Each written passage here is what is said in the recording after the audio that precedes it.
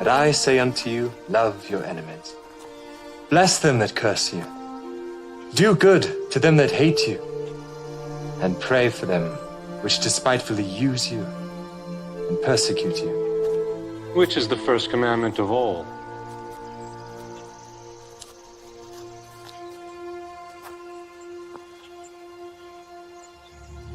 Hear, O Israel, the Lord our God is one Lord. Thou shalt love the Lord thy God with all thy heart, and with all thy soul, and with all thy might, and with all thy strength. This is the first and great commandment, and the second is like unto it. Thou shalt love thy neighbor as thyself. On these two commandments hang all the law and the prophets. Master, thou hast said the truth. There is one God, and none other but He. And to love Him with all the heart, and with all the understanding, and with all the soul, and with all the strength, and to love his neighbor as himself, is more than all the whole burnt offerings and sacrifices. Thou art not far from the kingdom of God.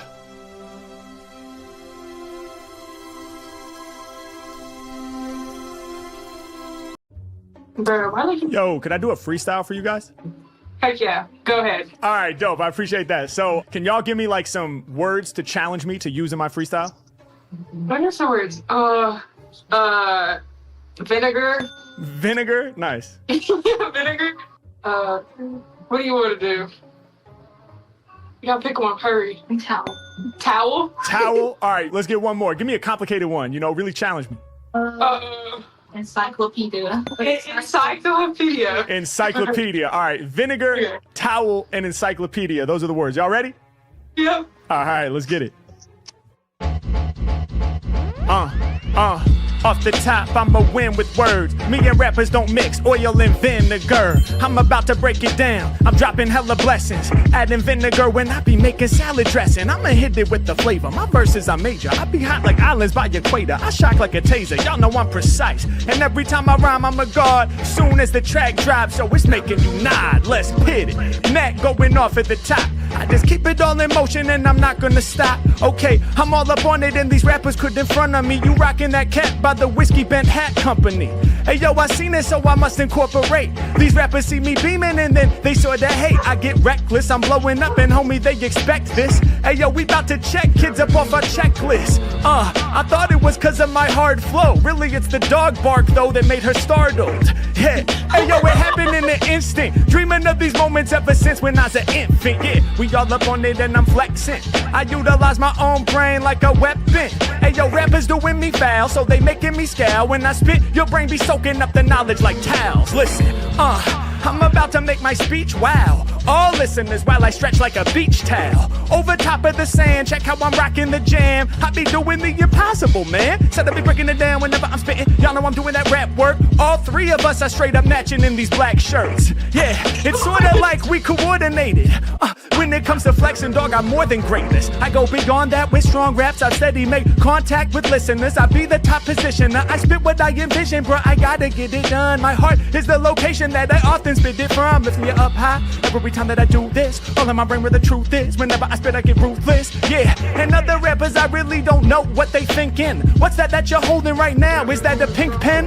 Hey yo, oh no, it's a makeup brush. Other rappers lie in their songs and they make up stuff. Yeah, y'all know I eat them up like clam chowder. I'ma crush a rapper until the man's powder. Like what you using all atop your flesh, I address these lyrics more speedier. Every time I rhyme, and y'all know that I be feeding ya the knowledge that you needin', bruh. Open up my brain, it's like an encyclopedia. What? H-Mac getting busy with these raps. I'm about to make your headspin, leave you dizzy with these facts. And y'all know that I'm polished, I'm the one that they acknowledge. Y'all need this cause Mac ain't got that encyclopedic knowledge. Let's go.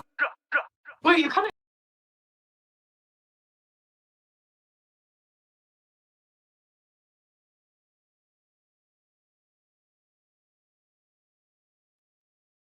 Yo, God G's, couple of God G's that we got in. Martin, good to see you, Martin. Baza, good to see you, Baza. Oh, we got 5 in. 2 in chat. Good to see you, Gadgies. And 1 in Rumble. Good to see you guys. Good to see you.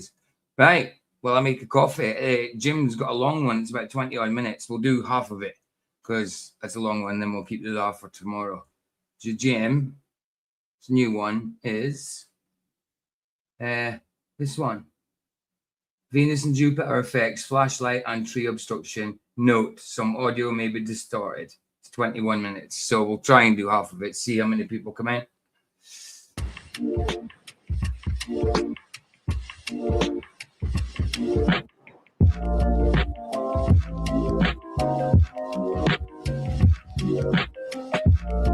Capitan.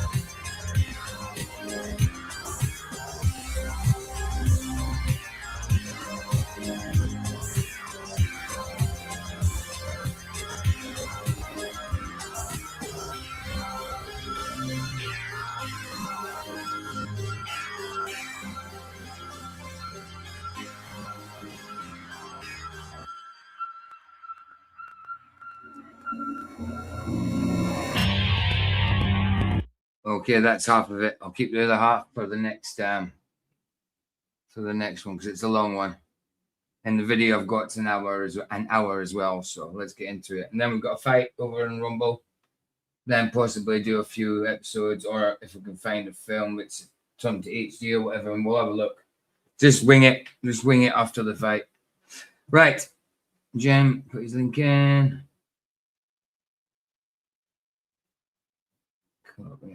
Cool. Sorted, mate. Sorted, mate. So, everybody, that's Jim's link. Oh, Roger be in the house. How Hi. you doing, Roger? Are you good?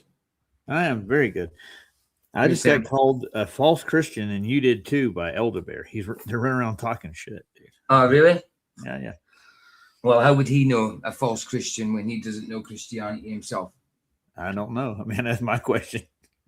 Yeah, I'm a false Christian. I just go about with the cross on for no reason. I've got a cross on my wall for no reason, you know.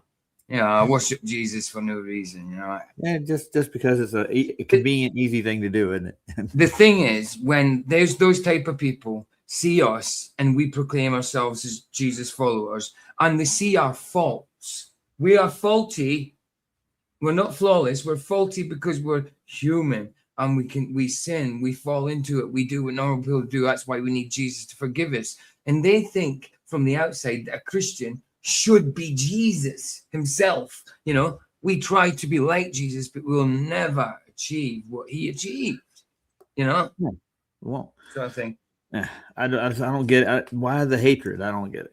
But you know that Christ did say we will be hated. So Persecuted for his name's sake. 100%. 100%. Yeah, man. Anything else happening? oh, not much. They're trying to accuse me of absconding with all my money or something somehow. Or All right. Did you go to Jamaica and have a nice holiday and thing, you know? I did, man. I had tons of time to hop on that jet and go. Yeah, off to the West Indies and Jamaica, Barbados and thing, you know. See? Nice, man. Yeah, Nice. I'm getting ready to go to work. I thought I'd hop in and see if Yeah, no problem. No problem. I've actually downloaded these. I don't know why I downloaded them because I'm still on YouTube Premium, but I just downloaded them for some reason. So yeah, let's get the first one out, Gudgies. Video file, right? It's an Andrew Gold one. It's about an hour long. He called it "Migrants Are Just the Start. They're laundering your street," and that's true. Like you see in the UK, you see these vape shops and things like that, and nobody's going in there buying vapes. And there's barbers as well. People do go and get haircuts, but they double up as trafficking and crap like that. And mattress shops in the UK, I don't know about in the UK, but in America, to buy a mattress for your bed, they've got these stores that nobody ever goes into. You know, it's weird. Right, here we go on. Slavery make you more money than drugs. Bloody hell. Throughout this episode, I'm going to be adding 3 red flags. These are signs that an organised criminal network is operating right next to you, on your high street, on your delivery apps. Your mission. Just around the corner, we've got these shops. You know what I mean? Just over the road, further over there, we've got these shops. They're all over the place. And you see them all the time. It's a big thing, vape shops, and there's no one going into them. No one. People just go to the corner shop for a vape, get a disposable one nowadays, rather than getting one that you just keep refilling. Yeah, we have a legitimate vape shop. They sell other things like, bongs and stuff like that. People go in there all the time, man, but they have decent prices. But there's a few, there's like 6 or 7 of them I can go to right now. There's nobody there. Of course, that's what I'm saying. There's definitely the legit ones, but there's ample shops out there, vape shops and things like that are not doing any. You don't see them doing any business, but they stay open. Why? How they stay open? It's a front. Yeah, it's a front for something else. Exactly. Is to spot all 3 and tell me in the comments whether you've already seen them near you. Watch till the end when Zach shows you that this is bigger than politics. It isn't happening somewhere else. It's already here. And the people profiting from it are counting on you not to look. What starts in the beaches, that's just the most visible point of what is an absolutely massive iceberg. I mean, look at this, man. Look at this. I don't know. These are the immigrants. Or is this the people going to stop them? No, this is the actual immigrants. If you look at them, they look Muslim. Mm-hmm. Yeah. And that somebody will say that's a stereotype. I'm stereotyping now. He looks like a Muslim. Well, he does. He looks like the type of person that be a Muslim. That if it's stereotyping, it's stereotyping. I don't care. That looks like a Muslim to me. Simple. Yeah. beneath the surface. Who benefits from this supply of workers? Well, the most obvious one was one of the first things they'll do is, we want your ID. Why do they want your ID? They want 20 to 30 guys. They want your ID, copy your ID, search for credit and all that. Yeah, I get it. That's bullshit. You don't need ID to bloody buy vapes. No, every vape shop here is required to, though. The only way you'd need an ID is if they think you're under, well, in America 21, in the UK 18. Yeah. Well, the system where I go shop, they actually require to scan your ID before they even sell it to you. Would come in illegally, fresh from Pakistan, and immediately know where they could have sex with an underage girl. Wow. Have you feared for your life? I've had knife pulled on me. It seems like there's a bureaucratic class that really does want more and more of this trafficking. This has infiltrated our country. It's taken it over. How do we wrestle it back? That's it. It has taken it over. It is happening. And yes, there's going to be some fight back. But, I don't know how good it'll get, because scripturally we know, doesn't specifically say the Muslims and that, but scripturally we know that things like this are just going to incrementally or what do you call it? Perpetually, maybe? No. That's a better word, yeah. Yeah, but that means continue, well, perpetually or incrementally. What's the other word? That'll do for now. Yeah, that word. Perpetually get worse. You know what I mean? No perpetually, because that'll mean forever and it doesn't stop. What's the other word I'm thinking about? I think it begins with P as well. It's like incrementally, but going up more and more at a time, going up gradually. I don't know a good word for that. Oh man, it was on the tip of my tongue. It'll come to me. That's how important it is that people recognize these signs. The algorithm won't do us any favors. So if this show brings you value, please subscribe. Zach, when you first stepped on sort of Calais beaches and all those kinds of things, what was your impression of the human supply chain there and the difference between what the news shows us and the reality? It's so much bigger than anyone realizes, than the British public realizes. And it goes so much further. I think what people don't understand is how much it's often touching their lives. I think when you look at the high street and what's happened to that now with the Turkish barbershops, with the vape shops, it's starting to become so brazen that people are just looking and going, what's this? But actually, a lot of that stuff, the drugs gangs, the illegality, the criminal networks, it goes right back into illegal migration. And so what starts in the beaches, and that's just the most visible point of what is an absolutely massive kind of iceberg beneath the surface. So, beyond that, you've got the kind of the student visa frauds, you've got the, all of the other different types of illegal migration or grey kind of illegal migration that goes on beneath that too. I see. And then presumably kind of mafias handling these people or helping them get across. Oh yeah, I mean, look, I think an interesting way to think about this is, at one point we had, I think it was like 5% of the male population of Albania that were coming by small boat to the UK. So the question is, why would they come to the UK?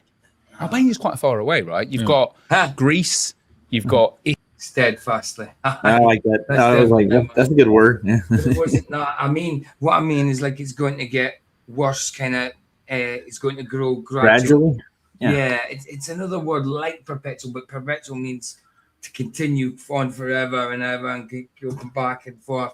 It's like it's like to increase, like flip it. It does nothing.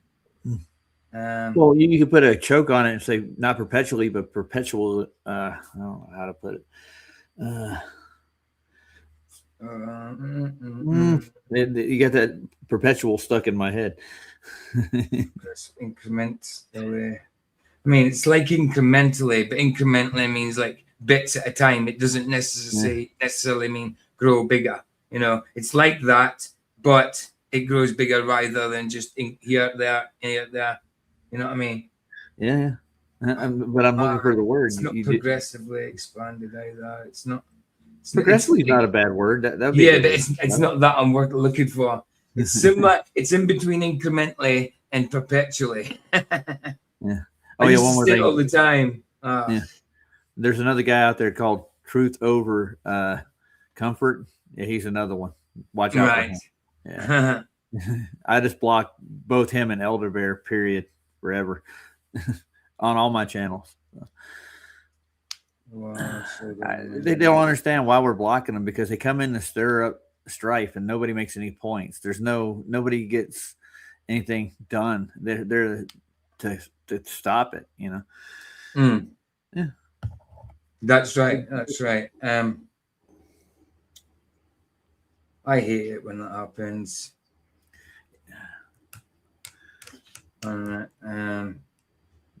They're all sitting over on QE's channel. Yeah, and seeing that he was on. Yeah.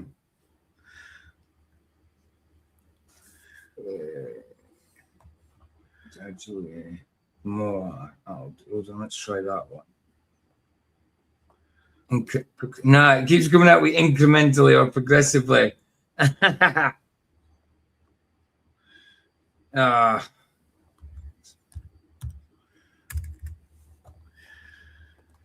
Intercept. Oh no. I can't believe it. I use it all the time.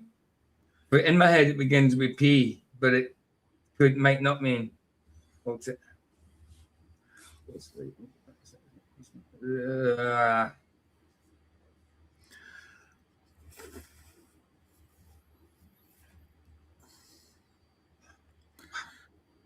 Right, no, I'm just not going to think about it. It might come back. Let's get on with it. You wake up in the middle of the night and it'll come to you like, oh, that's what I meant to say. I'd sit and I'll go live, by the way. I'll go live for 5 minutes just to tell you. Yeah. Italy, you've got Spain, you've got France, all of these other places that they could go to. Why are they going all the way through?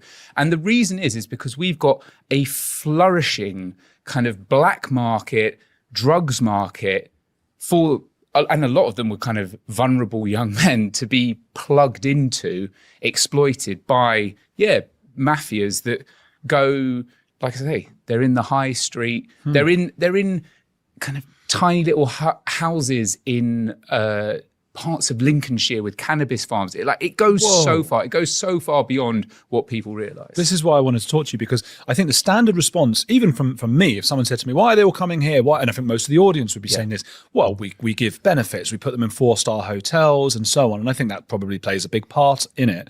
But what you're saying is that it goes so much. They do put them in 4-star hotels. They get good food too, and free cards with money on them and phones. Exactly. And then you've got the people who live in that town, street, or whatever, homeless. You know, maybe for faults of their own, maybe not faults of their own. You know what I mean? Right, shut up. Stop even thinking about it. Right. You are, aren't you? Deep in that, these are grand networks. How do you even begin to start looking at that and going, okay, who is who in this? Who are these big mafia kind of people? Who are the traffickers? Are they are there French ones? What's going on? Well, the majority of traffickers are from Kurdistan. So, you know, Turkey, Iraq, Iran, parts of Syria. It funnels through Turkey. I mean, trafficking is such a profitable business. Trafficking and modern slavery make you more money than drugs, right? That's what a lot of people don't realize. This is a very, very lucrative business. So it's not just one group. There's everyone if you're a criminal, you want a piece of that pie because, you know, you bring someone into this is the thing that just baffles me with our response, right? Which is as soon as people come in, we go, oh no, it's you know, what's happened to them? We don't go, hold on a second. Who have you paid to get here? I mean, surely that should be the first conversation, right? Think for a minute. Who have you paid? You get if you want to stay in the UK, you got because they downloaded it and it's quite long. Sometimes it does that, you know, because like your signal could be crap while you're downloading it, so it gets a few blooming errors in it. the names of everyone that you've paid. I mean, look, it's part of the way. These are nasty people, and they do leverage. Like when I've gone undercover to try and speak to them, one of the first things they'll do is, we want your ID.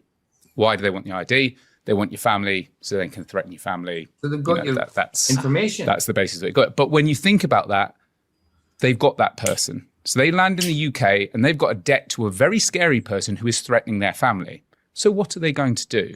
Well, the scary person wants to extract money from them, right? And that's and when you kind of start to think about it in that way, and who are the people behind it, who benefits from this, then we start asking some really uncomfortable questions. Like, let's ask some of those questions then. Go on. Well, who benefits from the illegal migration? Not the people, that's for sure. The that. people who are migrating and the government, I suppose, and whoever else is behind it. Because we don't benefit from it. I mean, for us, it's a hindrance, big hindrance. It makes it hard for you to get a job. It makes it hard for you to, especially when they work cheaper, stuff like that. But the thing is, they end up usually. They get help to get their own businesses, and they end up with more money than anybody that lives here anyway, because they have these mad shops and stuff like that. Maybe not all of them. Maybe some of them, like he says, what's happening there will get slaved off, whatever. But there's others that have money, and when you sell stuff to them, they will give you pennies for it. They just will not hand out, but they'll sell it for a fortune too. It's just ridiculous. It is really just ridiculous, man. who lets it go, man? Who lets this happen? Go there, Amenti. Yeah. Who benefits from this supply of workers who will work for £3, who will work for £5, the most obvious one was I was one of the ones exposed last summer, which was Deliveroo. And that was just achingly obvious, because that was literally the migrant hotels, they're going out there. But the real question is, who are they paying? And then when you go back in it, it's like, okay, well, Deliveroo, they benefited significantly from having this massive supply of workers. And so when you start going back through that, and this is why I've... Yeah, and Uber Eats, and just Deliveroo, Uber Eats. What's the other one? Main one we have, yeah. We got Lyft here too, and Grubhub. Oh, let me just find it. Hold on a minute.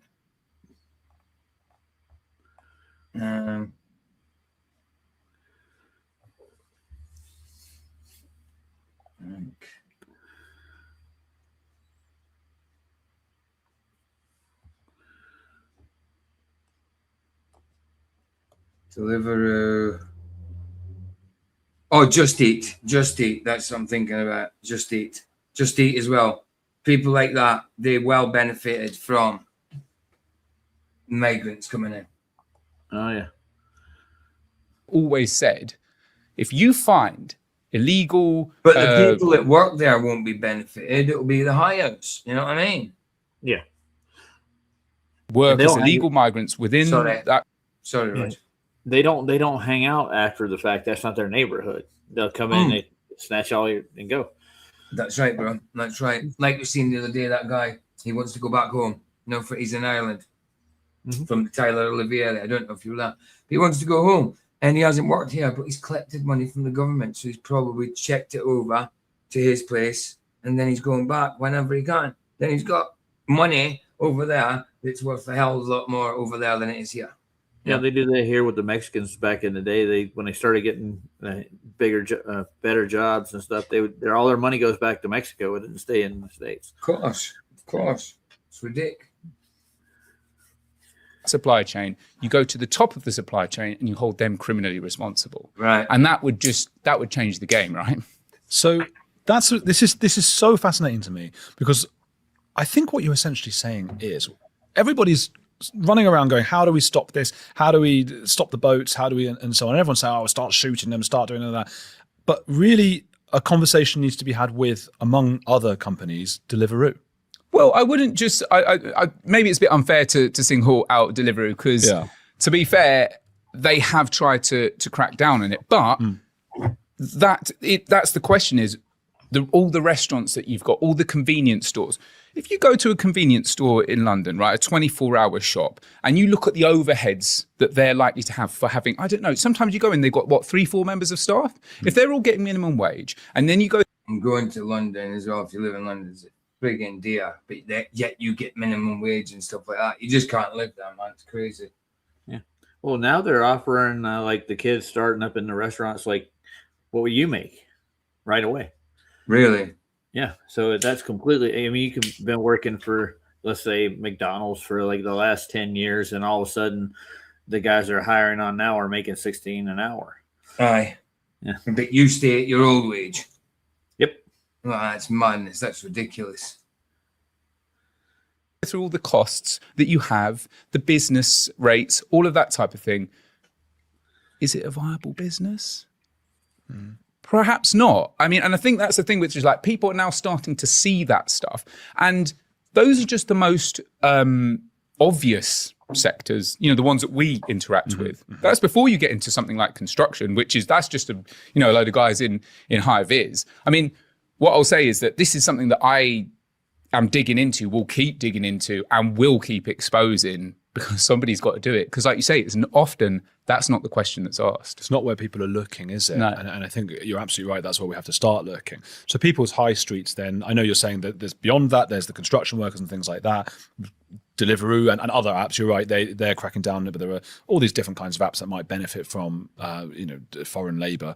But then on high streets, are we talking about Turkish hairdressers and things like that? So I'm just put into print a piece at the moment where essentially what we did was we went to northern town, Accrington, right? And I just did a basic calculation of how many, what the market for people vaping was, right? And then looked at the number of vape stores. The maths just didn't add up. Yes, that's happened in my town, 100%. 100%. So I'm on the first flag also. I then did the same. You, Roger? You got these vape stores that you ain't got, obviously, the Muslims and that we have, but is there any at all? Like, yeah. I can walk to 3 of them, and right. There's some that aren't even open all the time. They're just open like certain hours. Like, right, exactly. And there's never any business going on in there, is there? Nope. You might see someone standing there for a little bit, but nobody in and out. 1 person, 2 person, maybe. It's all bullcrap. There's a high-end one over here. It's about 5 miles from me, man. I've never seen anybody except 2 people go in that store since I've been there. Right, exactly. It's all decked up in glass and chrome, and they got these huge displays and these high-end vape products and vapes. And like, how can they afford to keep that stock there when there's no one buying it? Exactly. Yeah. Exactly. So it's obviously a front, a mask for something else, masquerade, facade. Thing with the number of blokes needing to get their hair cut. And again, you had this huge shortfall. So all I did was I went into the stores, right, and said, why you got so many vape shops, or why have you got so many barbers? How do you stay in business? And what was so interesting about it was you'd have some people that was like, don't want to speak to you, like, but not, no, there was no kind of sense that they were doing anything wrong. But others would run, hide, shutter the stores, behave in ways that were incredibly suspicious. And now when you look at trading standards and the people that... Now he's like, shut that, no, asking questions, no, out, shut the store. Pull down the shutters. Or press the button. Sorry, I'm not being racist by making that voice. I'm just messing. Oh, I didn't think you were.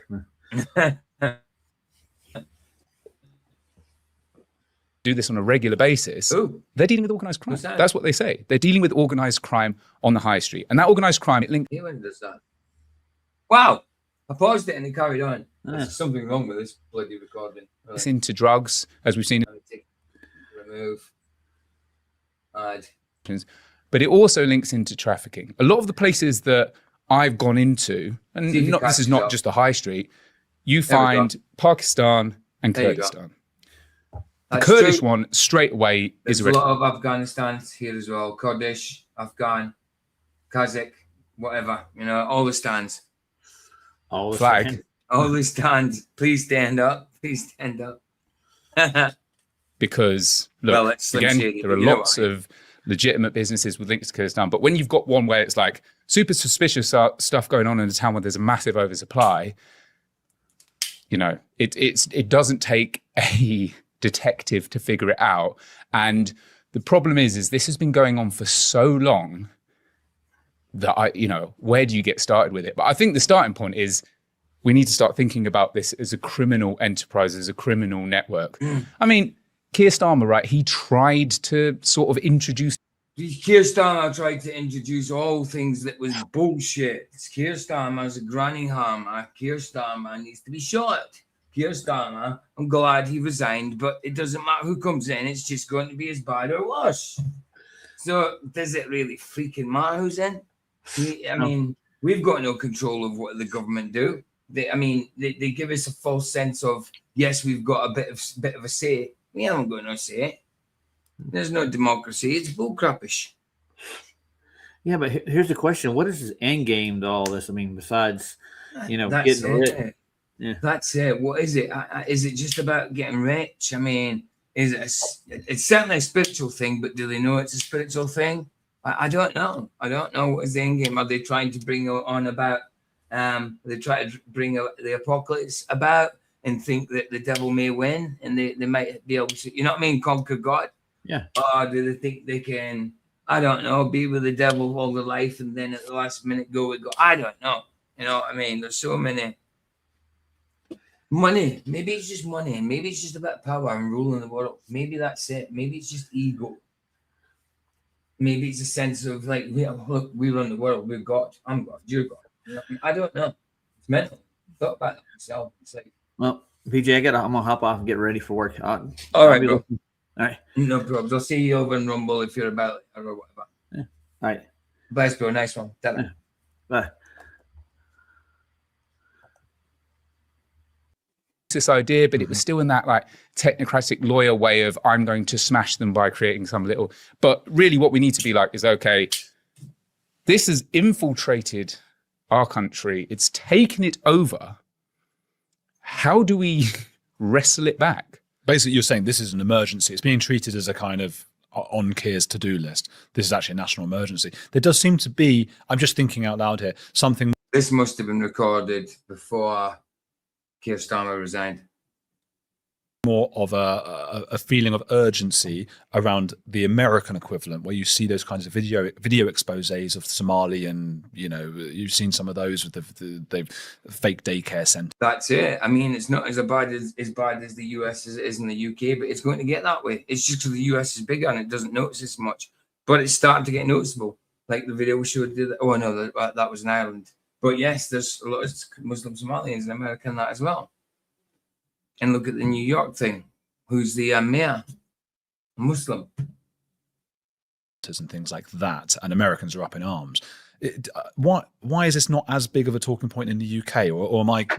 Do we not have that in the UK as well? I mean, I could tell you, if I took you, like, there's stuff that I've dug into in East London to do with the care system and the private entities that is leased out to, and the question marks that are around that. In terms of why is that not a bigger issue here? We, like a lot of, people tend to go for the low-hanging fruit, right? The BBC done an investigation into drugs on the high street. Basically, they went in and was like, oh yeah, we can get a bit of weed off of this corner shop. It's not okay, but where does this all link into? And it is difficult. It's weird you should say that, because when I can't get bud off my man, there's a corner shop about a mile away from here I go to and get it. That's nuts. Mad, innit? You can go into a corner shop and get some bud. Nuts. Right? But again, it should be legalized. It's not a drug, is it really? It's not a drug. It's not a chemical. It's a natural plant, Alcohol is worse.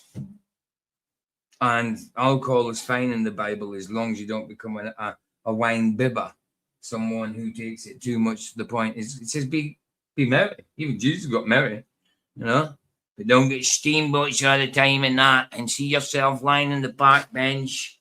All right, pal, here you go, 5 peanuts, you like a talent Superman. Aye. Oh no, I can't touch that 5% stuff. I need that 9% tenant super special brew or whatever, man. Kestrel super. Black Kinds, man. Pure dead brilliant. Aye. Sorry, I don't know why I put on a Ouija accent. Oh, madness. Madness. But I think the starting point is we just go in there and ask the obvious questions. That's what I'm trying to do. You know, when I went up to Accrington and went into the vape shops, it was a case of, let me just ask them the question. And they give it away in their behavior of kind of, if you're up to no good, or sorry, if you're doing everything by the book, why would you, when someone walks into your store, hide behind a door and start pointing your finger out like that? Who wouldn't? So this is the thing. I think we're almost in the UK as opposed to America, where it's like, oh my God, what's happening with Somalia? I think here we're so obsessed with the word boats, and rightly so, but we're going boats, boats, boats. And what I'm thinking and what I'm hearing from you is, hang on, okay, yes, boats, but mafia, corruption, human trafficking, modern slavery, perhaps even in some respects. I mean, when we talk about human trafficking, or trafficking of these immigrants, are we talking about, because often trafficking we think of these people don't want to be. Let's wrap it forward a bit. It's an hour long. Let's just see if we get on to something else. We kind of got that point. See what it says here. The trafficker that you've paid, do we deal with that? When we go through that process and we go, okay, well, you granted asylum. What happened to your trafficker? Oh, did you come here for free? Well, no, obviously you didn't come here for free. You must have paid the money there. And that is the one thing, it just baffles me of why that's never in the conversation. I guess it's too difficult. Maybe when the politicians or whoever discusses this, it's like they don't really want to think about all those layers. It's the same way as like when the police do a drugs bust, they'll just throw a load of drugs on the table and be like, oh, look, we've disrupted the supply. And it goes, yeah, but what about who's going to just... They just plant it there. If there's no drugs there where they've expected that would be a drugs when they do a bust, they just plant it. Not all the time, obviously, but they do it. Be put in the same... Who's going to fill those corners and be, you know, selling the next load on the street that you've pulled off one, but it's not going to... Well, this is why your investigations are so important, and why we have these kinds of conversations on these kinds of channels, because this is something that the mainstream doesn't really want to deal with. Most people are not that interested. It's not the salacious kind of drugs on the table kind of thing going on.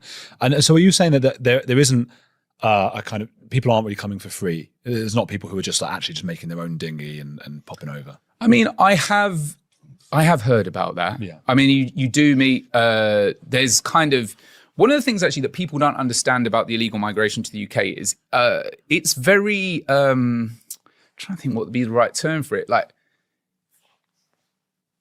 the camps are broken up by nationality. You have the Afghan camp, you have the Syrian camp, you'll have the Sudanese camp. Sectarian. Yeah, sectarian. And they will often look down on like the other elements within that. And so if you're from somewhere like Sudan, they tend to have absolutely no money. So that will either be you're going. This is actually boring me. I thought there'd be a bit more to it than this. Easy about that is, okay, so you are protecting that boat, but really all you're doing is fueling an incredibly dangerous this stuff seriously enough. Like why, honestly, with that, like the number of times that I have sat. No, let's do something else. Let's do something else. Okay, I think I've had enough of that. I know what they're talking about, but it's kind of boring me. Sorry, guys. Even if you're interested in it, I couldn't do it anymore. Let's see if I've got something, because I can't finish YouTube side yet. Let's see what we got. Let's see what we got. Let's see what we got. Hey, ho, the daddy. Oh, let's see what we got. Right. Let's do this, do this, do this. Let's see.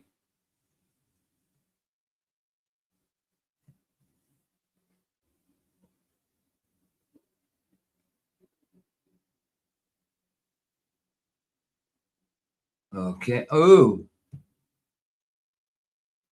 we got a 4-minute. We got to do this one. Remember the guy we did with it, the old guy that used to be a Freemason, and he gave his story and almost false. will just put a little 4-minute part bit 3 days ago and almost false again about how I stayed alive after exposing Freemasonry. Remember, we did his a whole lot of his testimony. Oh, hold on, I can't do it. It's members only. Get rid of that then. Remove. Remove. That's the one we were just doing. We got mine seeded. Something huge fell from the sky. Then things got weird. Strange sightings in 2026. Oh, hold on. No, we're going to do Sling and Stone. 12-minute video from 2 days ago. This is happening at grocery stores. People are freaking out after seeing it.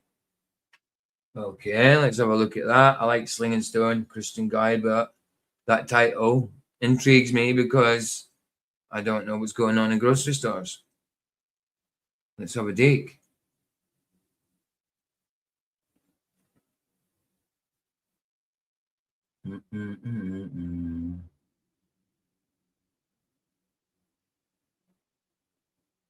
Oh, wrong one. Sorry. That one.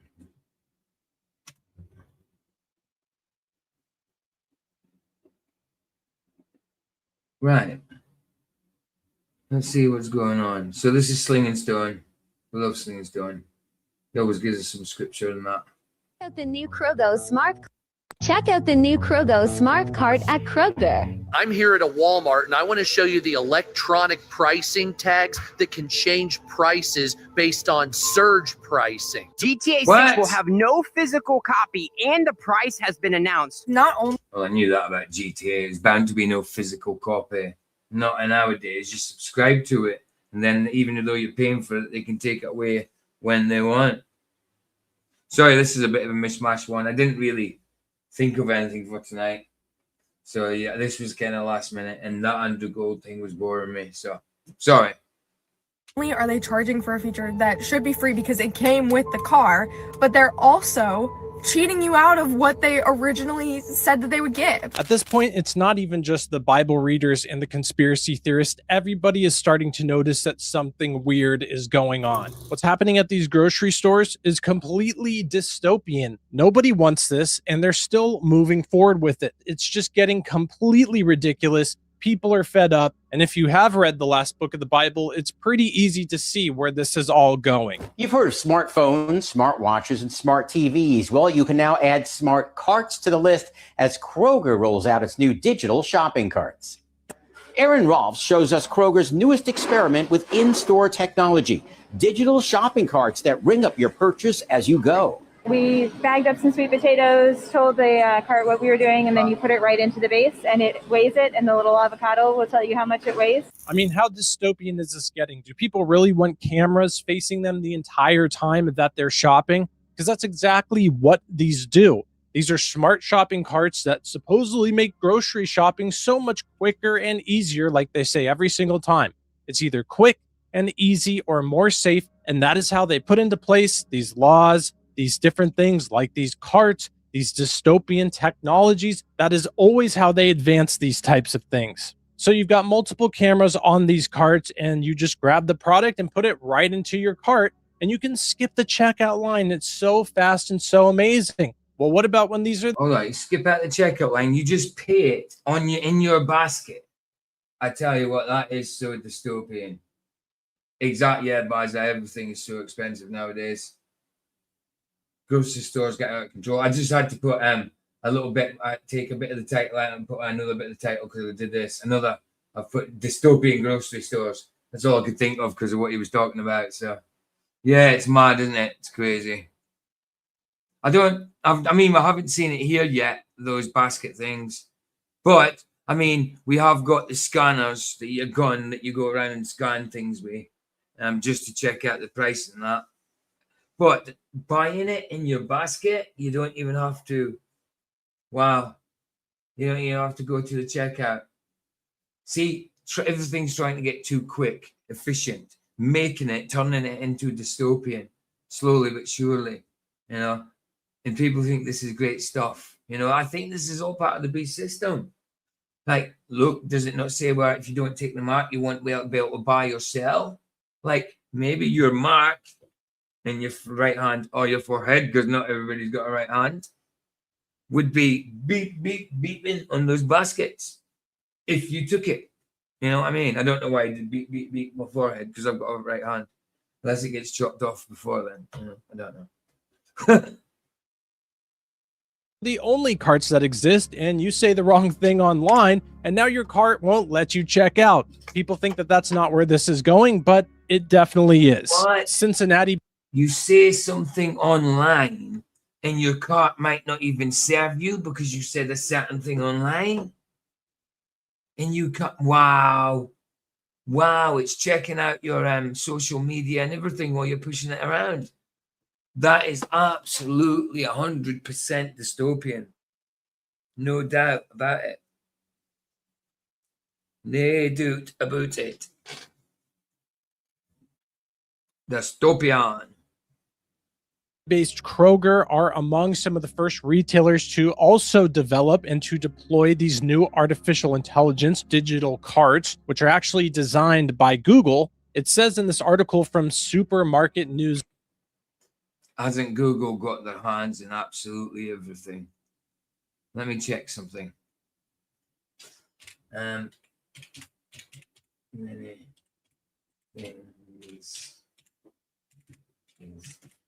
Google involved. They won't tell us the whole, obviously. Right. I've asked how many things is Google involved with. Let's see what it says.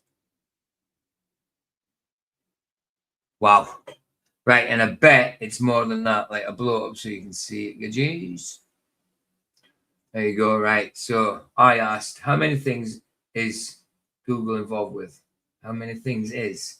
How many things are Google involved? How many things is? No, it's how many things is. I've written up. Google operates over 800 products and services and owns over 250 subsidiary companies, ranging from core internet services to moonshot tech and life science. These diverse ventures are structured under its parent company, Alphabet Incorporated. Alphabet Incorporated. A-Z. Okay. Google's massive ecosystem span a wide variety of industries highlighted by these core areas. Core internet cloud search engine, Google Workspace, Google Maps, YouTube, and Google Cloud, operating systems and hardware, Android, Chrome, Google Pixel phones, and smart home tech like Nest, artificial intelligence, Google DeepMind, advanced AI models, and quantum computing. Wow. I don't need to go on. And that's probably just a fraction of what it's involved with. You know what I mean? Not so.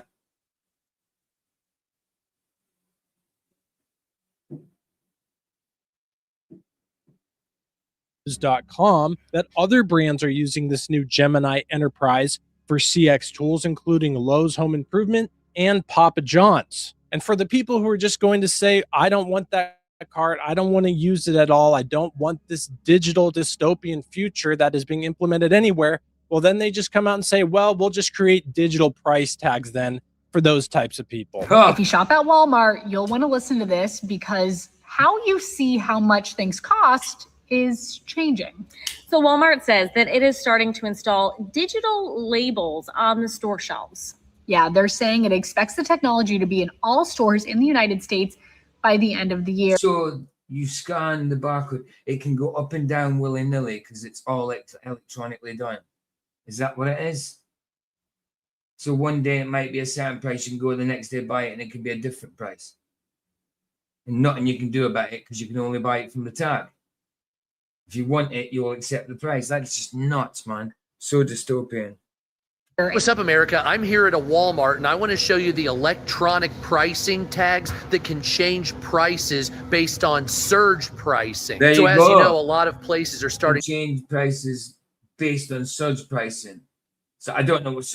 Let me find out what surge pricing is. I've got an idea, but let's just check it. Surge pricing.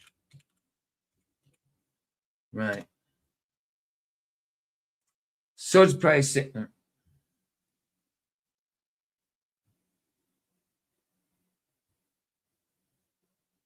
Okay. Right.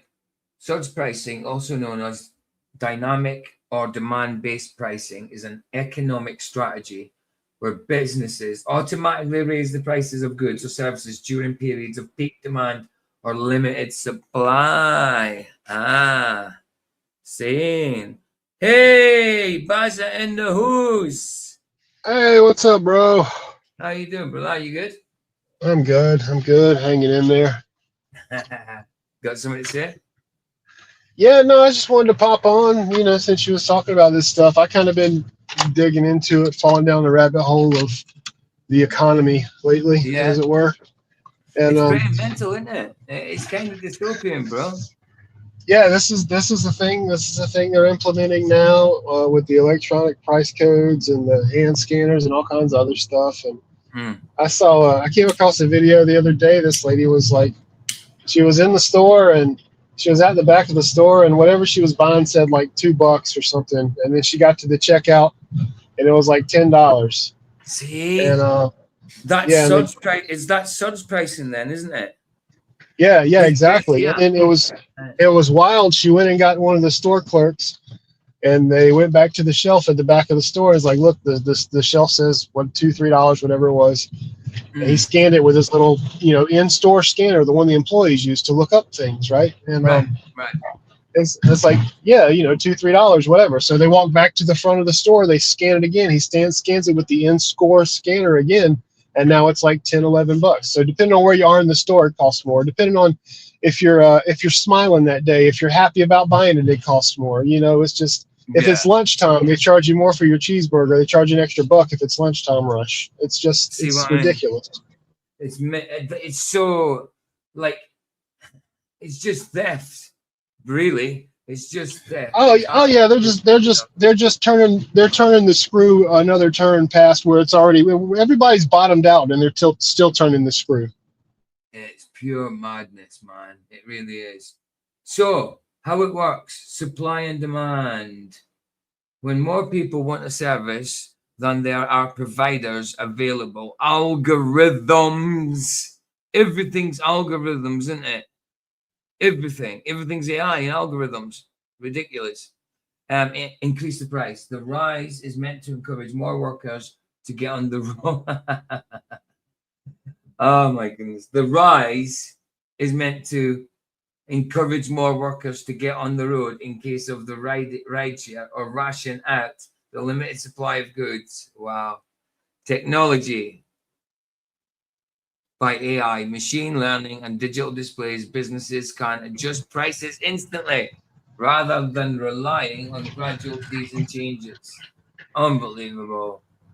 That's so nuts, man. That's total bullocks, though. That's the whole point of supply and demand, though. Is it happens organically, right?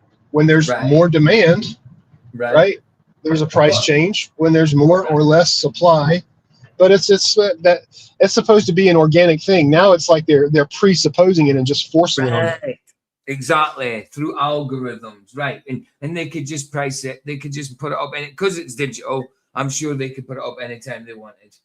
So rebalancing sounds good, doesn't it? Rebalancing. Conversely, when demand drops and supply is high, prices can automatically decrease to incentivize buyers. Dynamic pricing. Yeah, no, thanks. Common industries using surge pricing. Here we go. Ride sharing apps like Uber, yeah, no doubt, and Lyft significantly inflate ride costs during rush hours, severe weather, or when leaving major events. Wow.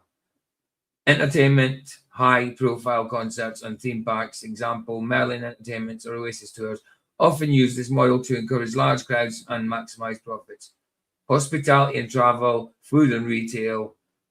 So everybody can use it. Everything that's a corporation, everything that's a business can use it. Great. Yeah, pretty much. I mean, you can call it dynamic pricing to try to take the sting off of the word gouging, because that's all it is. Yeah, that's just words to make it sound tranquila, calm. You know what I mean? But it's bullcrap. It's bollocks. To replace actual paper tags with digital tags. Here at the Walmart by me, they're doing that now. So let me show you what these look like, and let me show you the difference. What do you reckon, Bazza? Do you think it's all part of the beast system leading to the mark? Yeah, I think it's a combination. I think we've got two fronts here. The electronics of, I don't know if any of you guys have seen where some stores are doing this thing where you can pay with your palm scan. Yeah. Yeah. Like a fingerprint ID, but it's your palm ID, you know. And some people, of course, got the RFID chips now. That's a thing. But I think it's a combination of things. Yeah, I think it's a, because you know how they, right? We always use that word they, but you know how they roll out things. There's always more than one. There's always more than one front on any attack, right? Just like when they spray the skies, there's more than one reason for it. We just don't know what they all are. Right.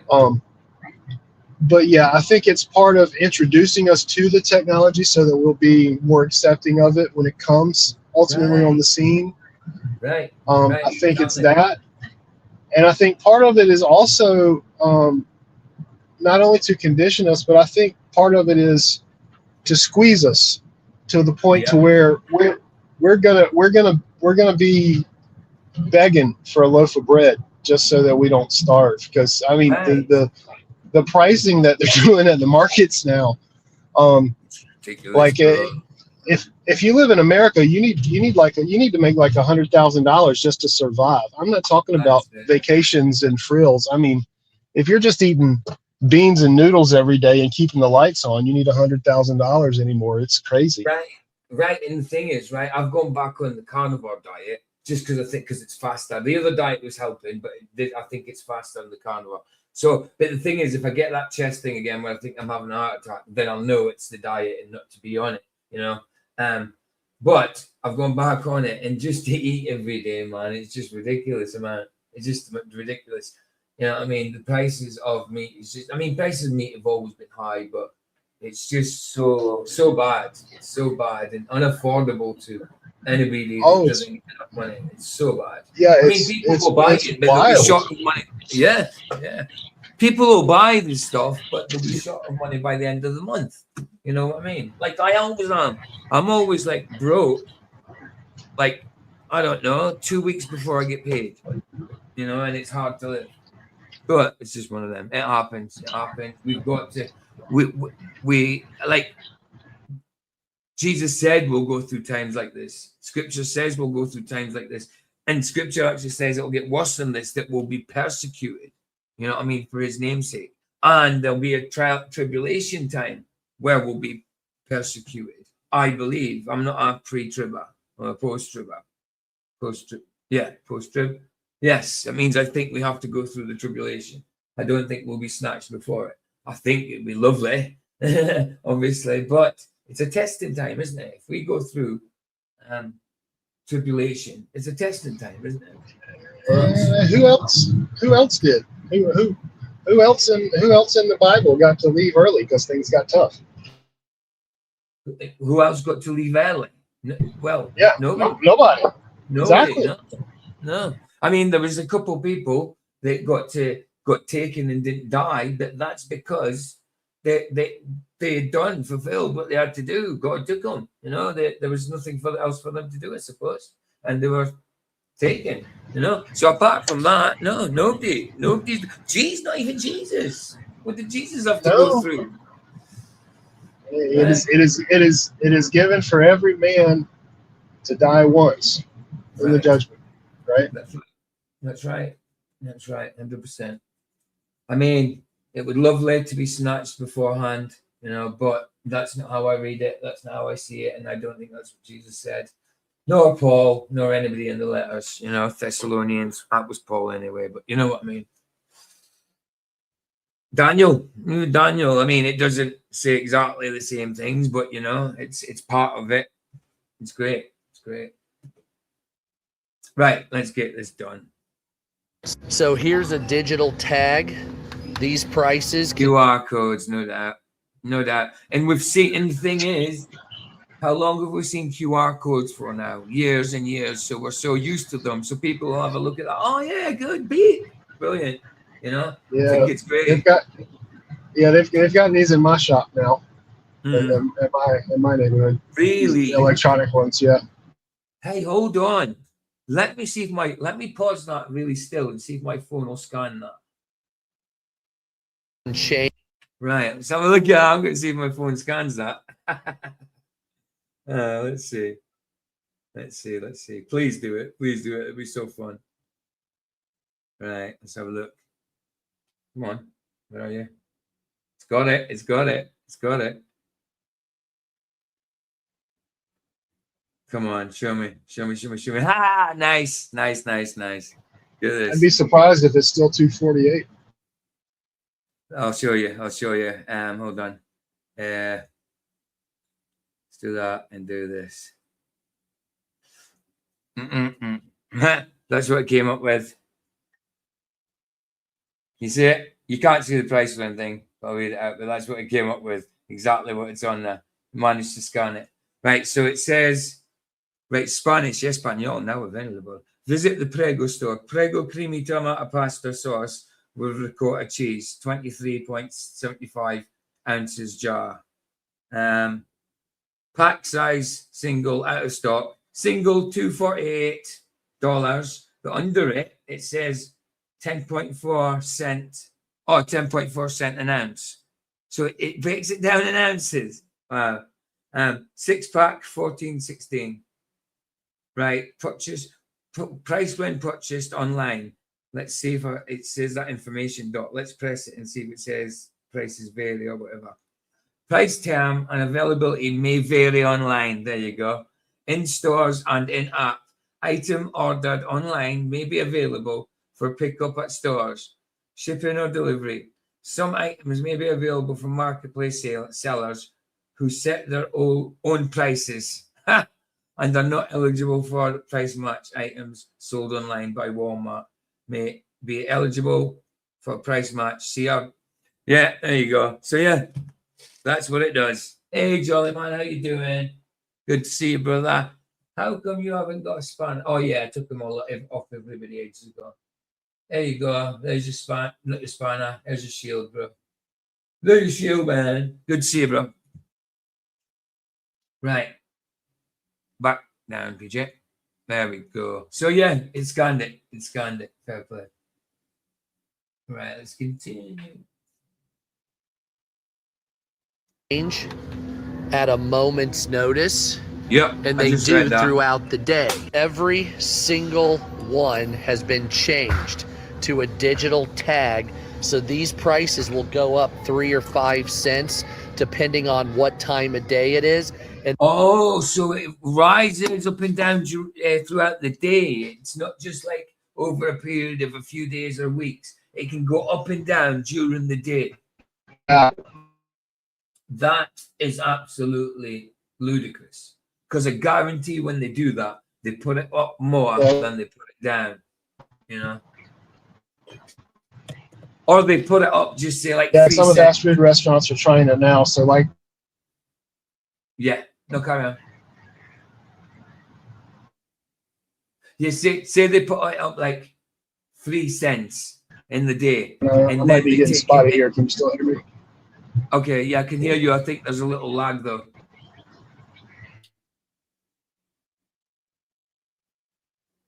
Can you hear me, Baza? You're on mute, by the way. Well, anyway, my point is, if they put it up, say 3 or 4 cents throughout the day, and then they take it down, I bet they never take it down 5 cents to make it cheaper than it was in the first place. They'll probably take it down 1 cent.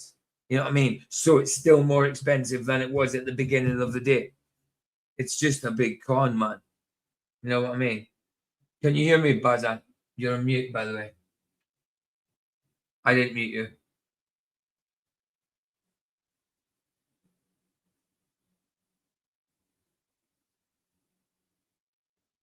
I don't think you can hear me somehow. Is everything cool in there?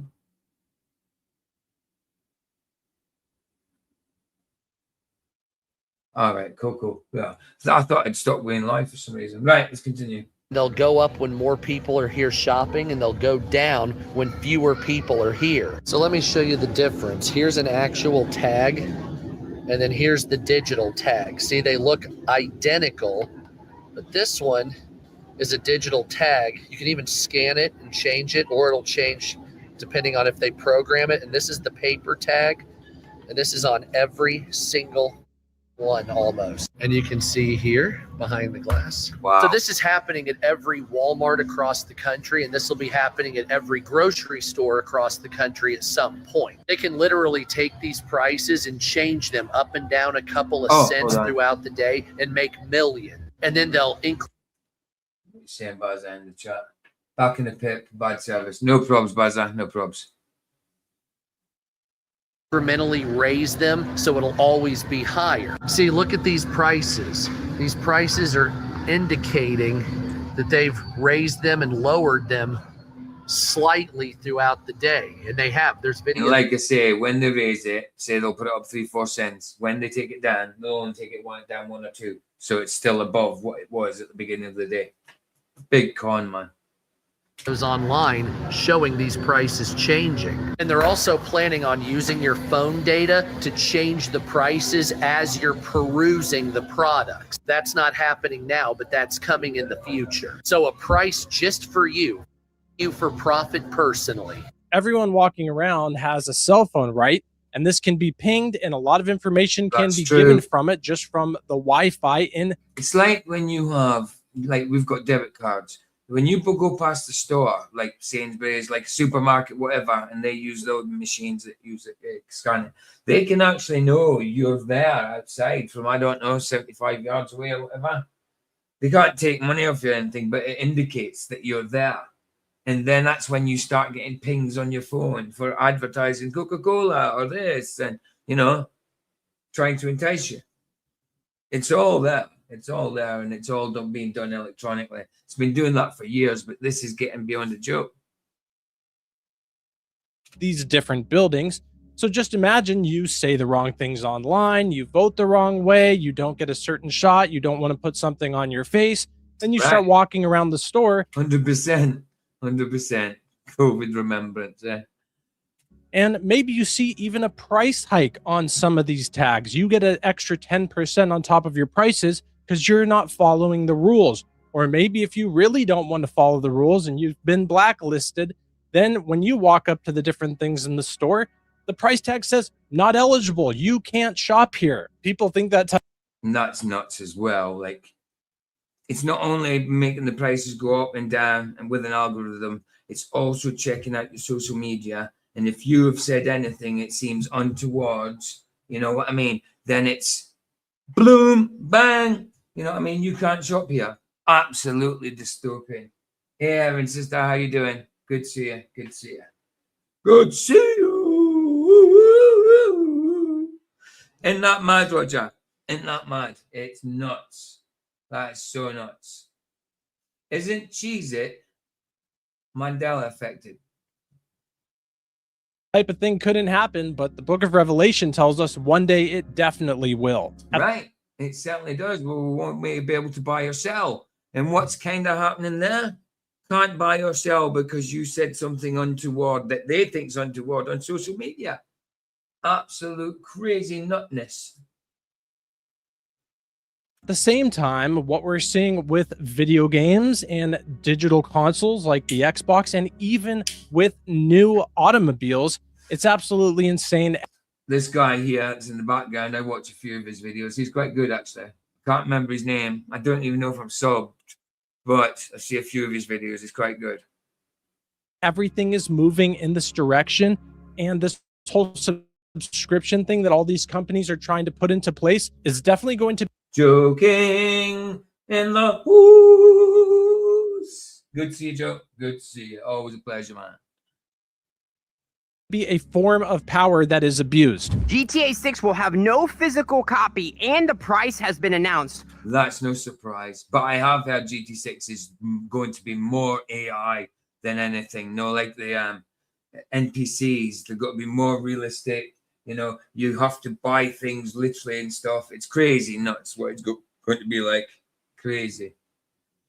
Which, you know, we're all excited for. The no physical copy, there are a lot of physical gamers out there. It will have a physical cover sleeve and everything like that, so you can buy it, but it's going to be no disc, all digital, which I did talk about 6 months ago because it's going to be such a huge game. I was like, are they even going to want to put this on a disc? Right. No, you're going to get a download code inside. Right. Now, going to the pricing. Standard edition digital only is going to be $79.99. The ultimate edition digital only is going to be $99.99.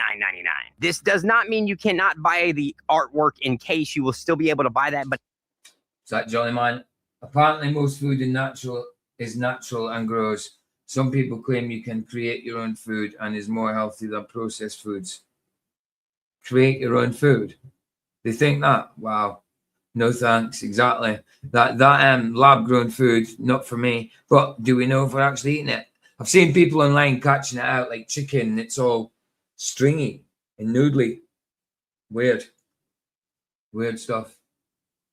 It's going to be a download code inside of that. It's not just the video games, it's even the video game consoles now. They're talking about moving with Xbox to the potential of new business models, like maybe even a subscription to use your Xbox console. It's starting to sound a lot like you will own a subscription to use your own console, your own material, physical box, Xbox, but you have to have a subscription, even though you own it, and then you have to subscribe to the game as well. That is absolutely ridiculous. See how greed takes over the world. Greed, pride and greed. It's absolutely disgusting.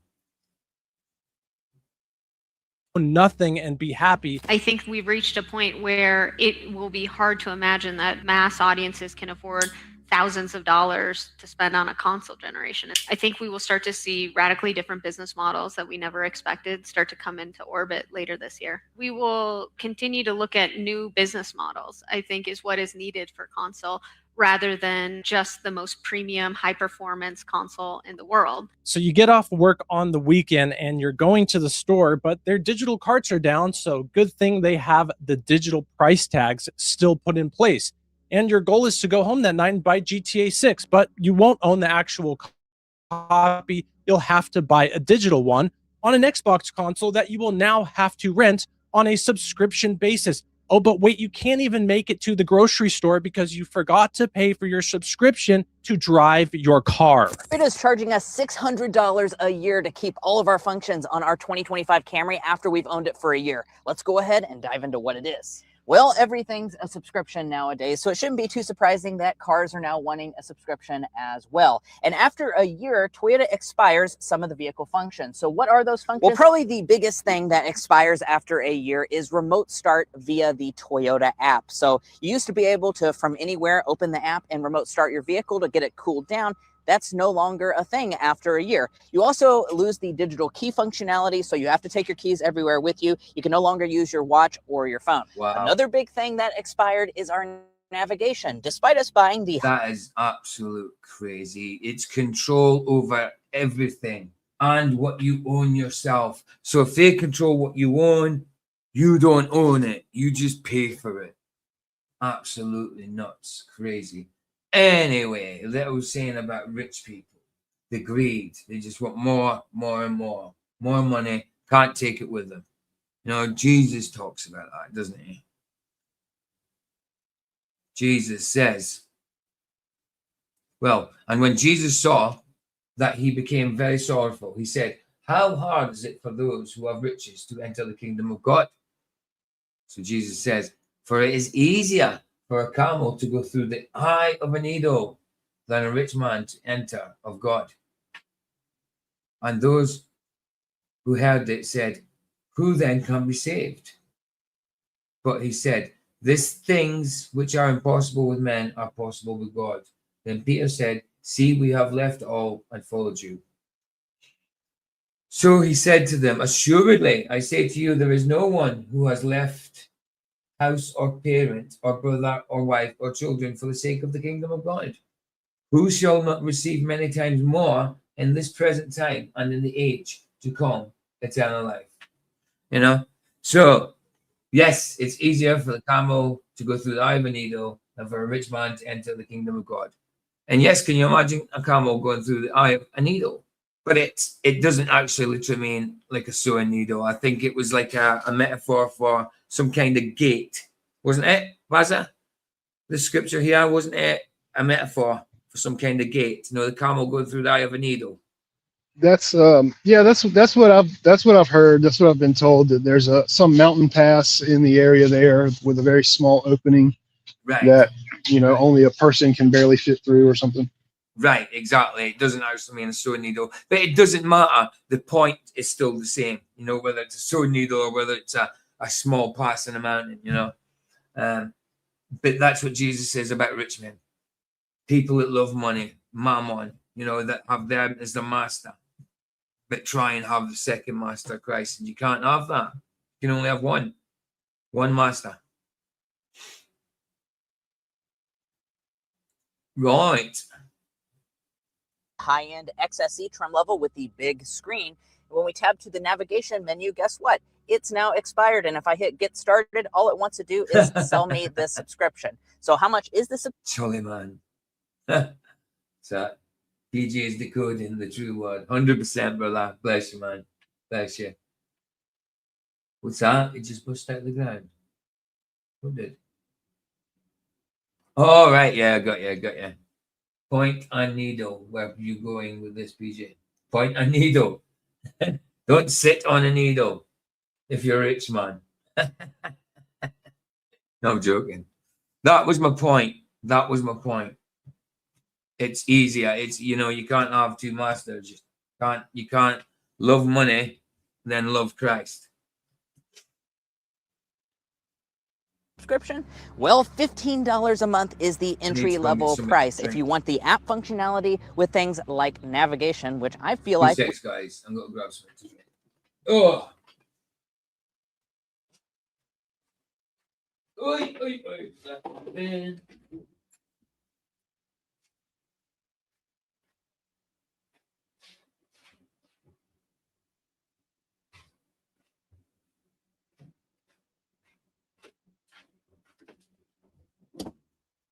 Peekaboo.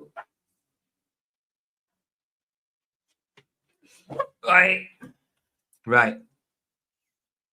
We already paid for. Now, if you want additional things like Apple Music to be able to function inside the car natively, that's $25 a month.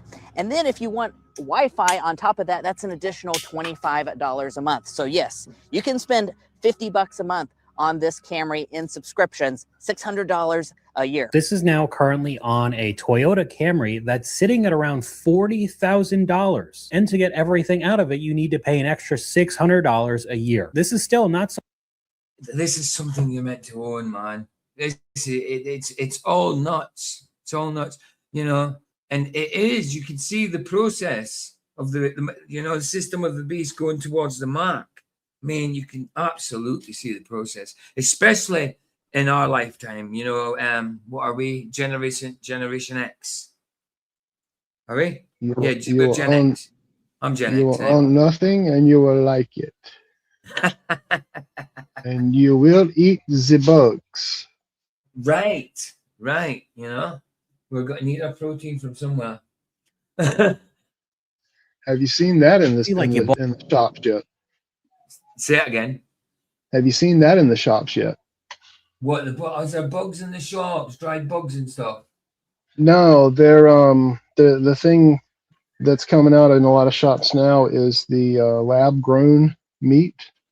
Oh yeah. I was just talking about that. Yuck! It's awful looking. But they're real sneaky about the labeling of it. It just looks like normal meat, and they put the smallest little sticker down there that says like cellularly sourced or some junk, so you wouldn't really even know. Sourced.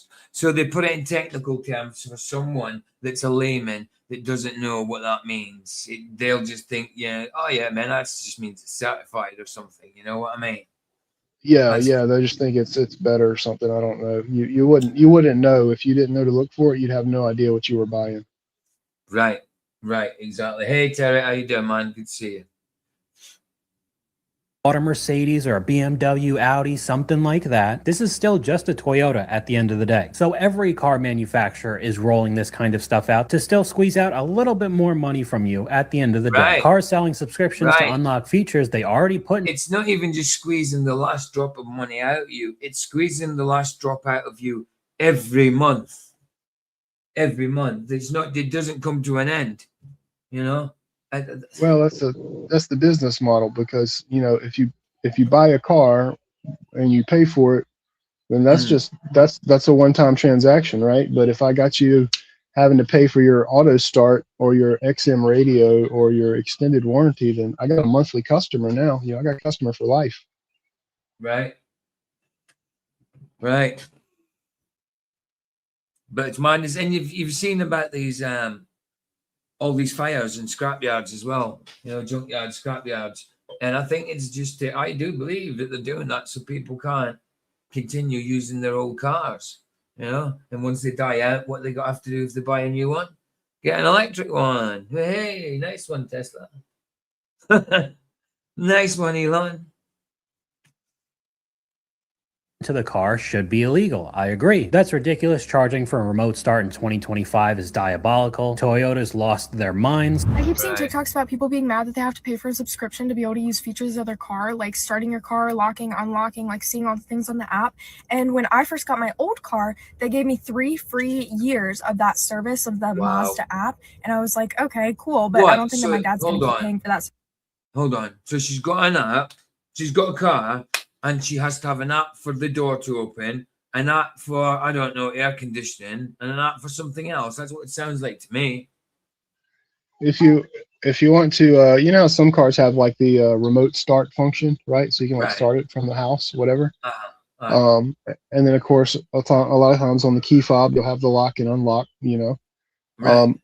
But yeah, on a lot of car manufacturers now, they're changing those features to paid subscription features. Who's exposed? Who's exposed Antarctica?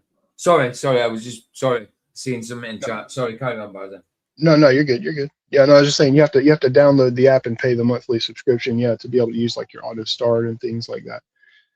Things that should be just standard features. But what they will give you for free though, they're starting to include eye and face recognition and monitoring software, and the ability to remotely shut off your car if they feel like you shouldn't be driving it. You don't have to pay for those. They'll give you those for free. That's cool. Right. See, right, to me, everything is just going dystopian. Dystopian, man. I mean, that grocery store thing is just beyond a joke. Now you can't own your car fully. You have to have apps for this, apps for that, monthly subscription, even though you possess that thing. You couldn't use it without the subscriptions. It's so nuts, man. Hey, Exposed Antarctica. I'm not quite sure who you are, but hey, good to see you. There was just that I can start my car in the winter. So when we went shopping for my new car, I was like, oh my gosh, I'm so excited. I'm going to get another 3 years of this because I'm going to get a new car. So it's going to come with 3 more years of service. And when I got my car, they told me that I only have 1 year of it. Subscriptions are literally going to end at the same time. It didn't even do me any good. And I think that that's insane because not only are they charging for a feature that should be free because it came with the car, but they're also cheating you out of what they originally said that they would get. And on top of that, you're paying for a subscription for something that's like half as good as the original version. I wish that my key would start my car because sometimes I don't have service or like it'll just randomly fail. I'll try to start my car and it says something went wrong. Have you seen how they can now, if you leave your keys, like these cars that send these signals and that, you start like that, send the signal to the door. Do you see how they've managed to do, if you leave your car keys when you go in the front door, if you leave the keys, these type ones, at the front door or somewhere close, they've made these a contraption thing, like some kind of, I don't know what it's made of. Like, it's made of like, baby receivers, like a baby receiver that you get like a video or sound baby receiver when it, you put it on the cot and you listen downstairs just to make the babies all right. Well, it's made out of that. but they break it down and remake it into some kind of loop. There's a big loop, and then they hold this loop at the front door, and then someone else has a receiver near the car, and it opens it, and then it starts it, because it sends out a signal every 4 seconds to the key to try and locate it. Now this expands, enhances it. Enhances the signal, and they can do it that way. It's crazy, man. Crazy. Yeah, you can get hotshot keys. That's a big thing now in the States, especially for the. Is that like electrical? Is that like electrical skeleton key type thing? Pretty much, yeah. Especially on the Dodge series of like the Challenger and things, they're really popular and they're high theft items. And they're also really easy to BOOST. I don't know how hot we are here on YouTube, but yeah, you can get a key where basically you just walk up to the car, push a button, it sends a signal to the car and says, "Hey, who are you?" And they talk back and forth, and it automatically programs this skeleton key for you, so then you can use it like a normal key and just go on down the road. Madness, isn't it? It's madness. It's madness. No, it doesn't matter what they do, people. Someone will always crack it. Yeah. Where I work, we actually had 2 of them stolen off of the lot about 6 months ago. Bad, isn't it? Yeah, that's crazy. I wish that I could do it from the key. So they're just kind of cheaping out and making like a worse version and then charging for it on top of that. I completely forget about that because I still have the service right now, but I think that's dumb. And if you're looking into a Mazda, think about that. I don't know if they still make any cars with like the actual key that starts it. I'm wondering if all remote start is like coming from the phone now. I hope not. I hope that like at least luxury cars are still making them come from the key. I'll say it one more time. I think at this point, it's not even just the people who read the Bible and the conspiracy theorists who are getting sick of this dystopian future that they're putting in place.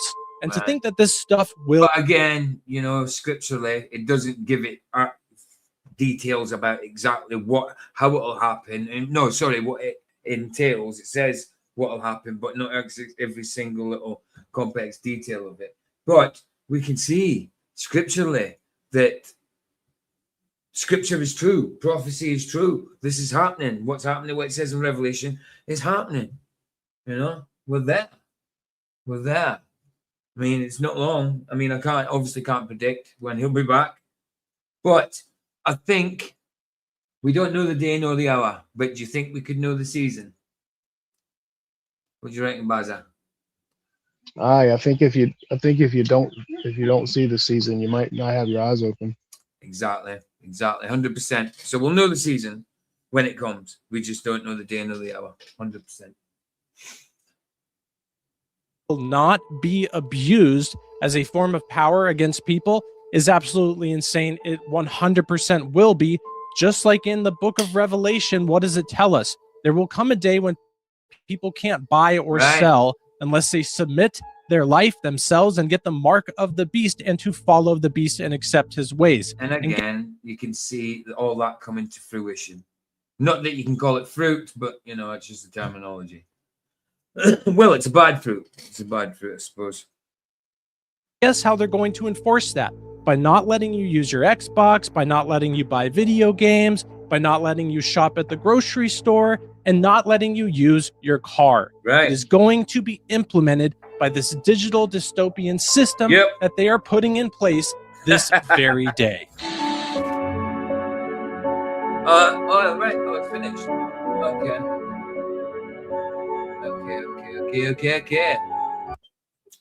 Okay, right. How long we've been in here? Okay, we've got another 20 minutes. Let's find a little video. Let's find a wee video before we go over to Rumble and do the fight.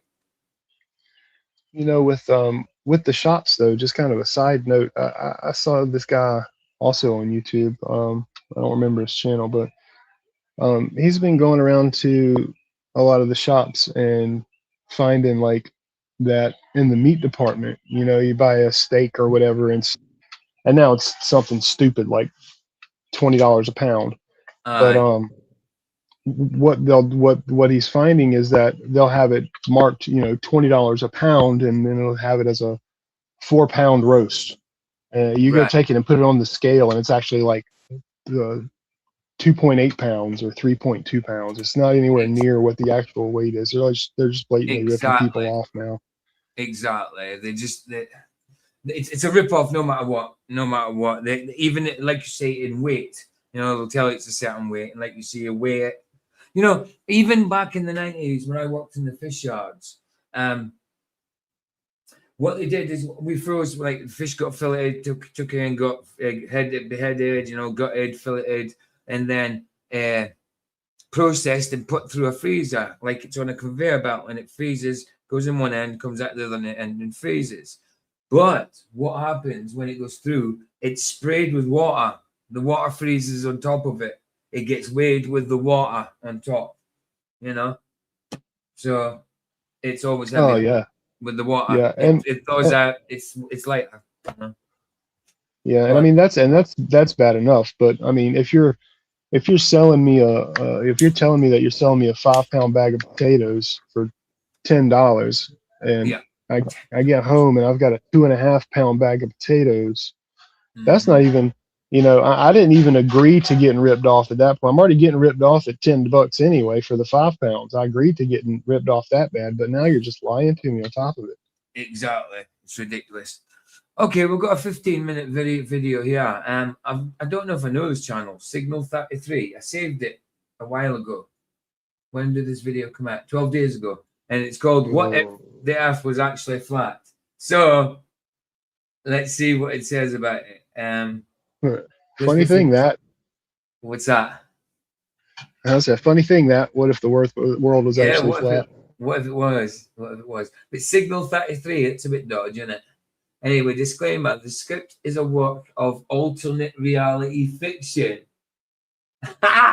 So if it's actually talking about the Earth being flat and giving evidence for it, it's actually disclaiming here that, no, listen, I don't believe this crap. It's actually fiction. No, heliocentrism is the fiction. Science fiction, in fact. It is intended for entertainment purposes and does not reflect real-world science. Oh, Flat Earth certainly does. Heliocentrism doesn't at all. That is pseudoscience. Right. Everyone knows the story of how humanity mapped the world from the age of sail and satellites in orbit. Shut up. Okay, so let's see what crap it says then. Let's have a go. 15 minutes. Let's give it a go. Signal 33. What if the Earth was flat, Gadgies? What if it was flat? What do you reckon? Hold on. Let me just check some. I don't know if it was flat, then like airplanes wouldn't work, and boats wouldn't work, and satellites wouldn't work, and telephones wouldn't work, and the sun wouldn't work, and like food wouldn't grow, and cars wouldn't run, and none of this stuff would work if the Earth was flat. I tell you, it's just the trees would all die, and we'd all starve, and none of it would work in a perfectly flat enclosed system. You know what I mean? Right, we've got room for that yet. It's flat. Hold on. Trying to get there. I'm trying to get in. I'm trying to change the title and get Flat Earth in the title. And you only get 100 characters. Let's see if we can do it. It's like a chia pet, Stuff only grows on it if it's round. Right. I'm one away. Just take out a full stop. I know. Just take out the S out of verses. Sorted. We're good. Humans are being trafficked to your own town. Dystopian grocery stores. Flat Earth. And then Joe Louis versus Galento. Sorted. Save. Done. Sorry. Was you saying something about it? No? Okay. Let's continue. Let's see what they're going to say then. Signal 33. Ooh. Let me take that down. Cool. Yeah. Cool. Let's do it. The emblem of the United Nations was adopted in December 1946. It shows the world as a flat disk. The continents radiate outward from the north. Hold on, what's that? What BS? Tim Peake was on BBC Two Radio today explaining how we will live. Well, we'll have moon bases at its South Pole. Yeah, right, in 2030. Of course, we've had this for years, haven't we? It's unbelievable. We'll have moon lifts and everything. No moon elevator. You know, from the spinning Earth to the spinning orbiting moon. You know, we'll have a lift up there. We could just make an escalator. You know, a moving stairs. Yeah, lovely, lovely. But you know, I just don't think you can land on the moon. Let's do it. Pole at the center. The outermost ring is ice. The projection is called the Possibly ice. I mean, we don't know that for sure. I mean, to me, it makes sense, but possibly we don't know for sure. We just know that we're contained. We've got air. We've got air pressure. And what does gas need to be able to do what it does or actually even exist in these containment? azimuthal equidistance, and in 1946 it was chosen according to. I have watched a video of his before. I can't remember what it was about. Let's see what he says anyway. The official record because it displayed every member nation without favoring any hemisphere. The map was already hanging in front of the world's cameras. It hung there for 45 years while the truth sat in a vault. The truth hidden in plain sight. That's what they do. That's what they do. They know it's flat. They know it. But this again, stereotypical, frisbee in outer space, no containment. You know, you just mentioned ice walls. What's the point in ice walls if they've got no containment? Just for the seas? No. But yeah, no. We don't know that the ice walls are... Yeah, sorry, these ice walls are part of the containment. Containment for the water, yeah, but we don't know if it's containment for the dome. I think it's likely, but we don't know for sure. Always the pizza in space. Always the pizza in space. Always, bro. Always frisbee pizza. And almost nobody. I mean, where's the pillars? Where's the pillars? You know, it's not that hard. If people actually truly research this thing, just go back and look at any ancient civilization. They've got artwork on how they felt about it that are much more realistic than the space pizza. 100%. 100%. This is always put out because it's propaganda. Yeah, exactly. Yeah. It's propaganda at the end of the day. It's what it is. The indoctrination for the world. Looked up. Make us look silly. Yeah, I was gonna say it's the built-in joke, isn't it? Yeah, of course. Like, how could they have a flying pizza in space when the moon is spherical and the other planets are spherical? It makes no sense. Because you're living in a false reality where you think the Milky Way and the universe and our system, this heliocentric, the solar system, you think that is truth when it's not. That's why we always get this pizza thing in space, because they put their pseudoscience onto flat Earth and say, well, okay, gravity and stuff like that. You know, it's nuts. It's nothing like their heliocentric model, whatever. That's not what we live on. It's nothing like that. Why do we have to look at the sky to see what's under our feet? You know, sky is cool to look at, absolutely 100%, but it doesn't define what's under your feet. You know, doesn't determine what's under your feet.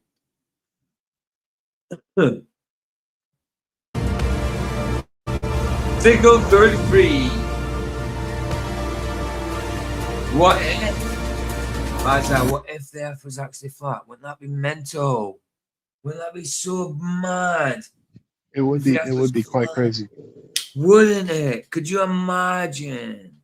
I mean, wow. That'd be amazing. But, you know, there's no evidence for it, apparently. You know, the Bible doesn't say anything about flat Earth. Observation says nothing about flat Earth. Measurement says nothing about flat Earth. You know, perspective. You know what would be about flat Earth. Nothing. You know. What would be really mad is if the Earth were flat-ish, then like up would be up and down would be down. Like, what do you do with that? Wouldn't that be weird? Wouldn't that be weird? Only one Yeah, up and one down. Yes. that screws everything up. That's just off. Isn't it mad that someone on the other antipodal to you, if you both jump at the same time, you're both going up, but him to you is going down, and you to him is down. It's so stupid. Yeah, and it also might, like, if the Earth was flat and at the same time if it was stationary, it's really weird. Like, you could drive to a place and it would probably take you about the same amount of time to drive back. Isn't that to mad? Isn't that mental?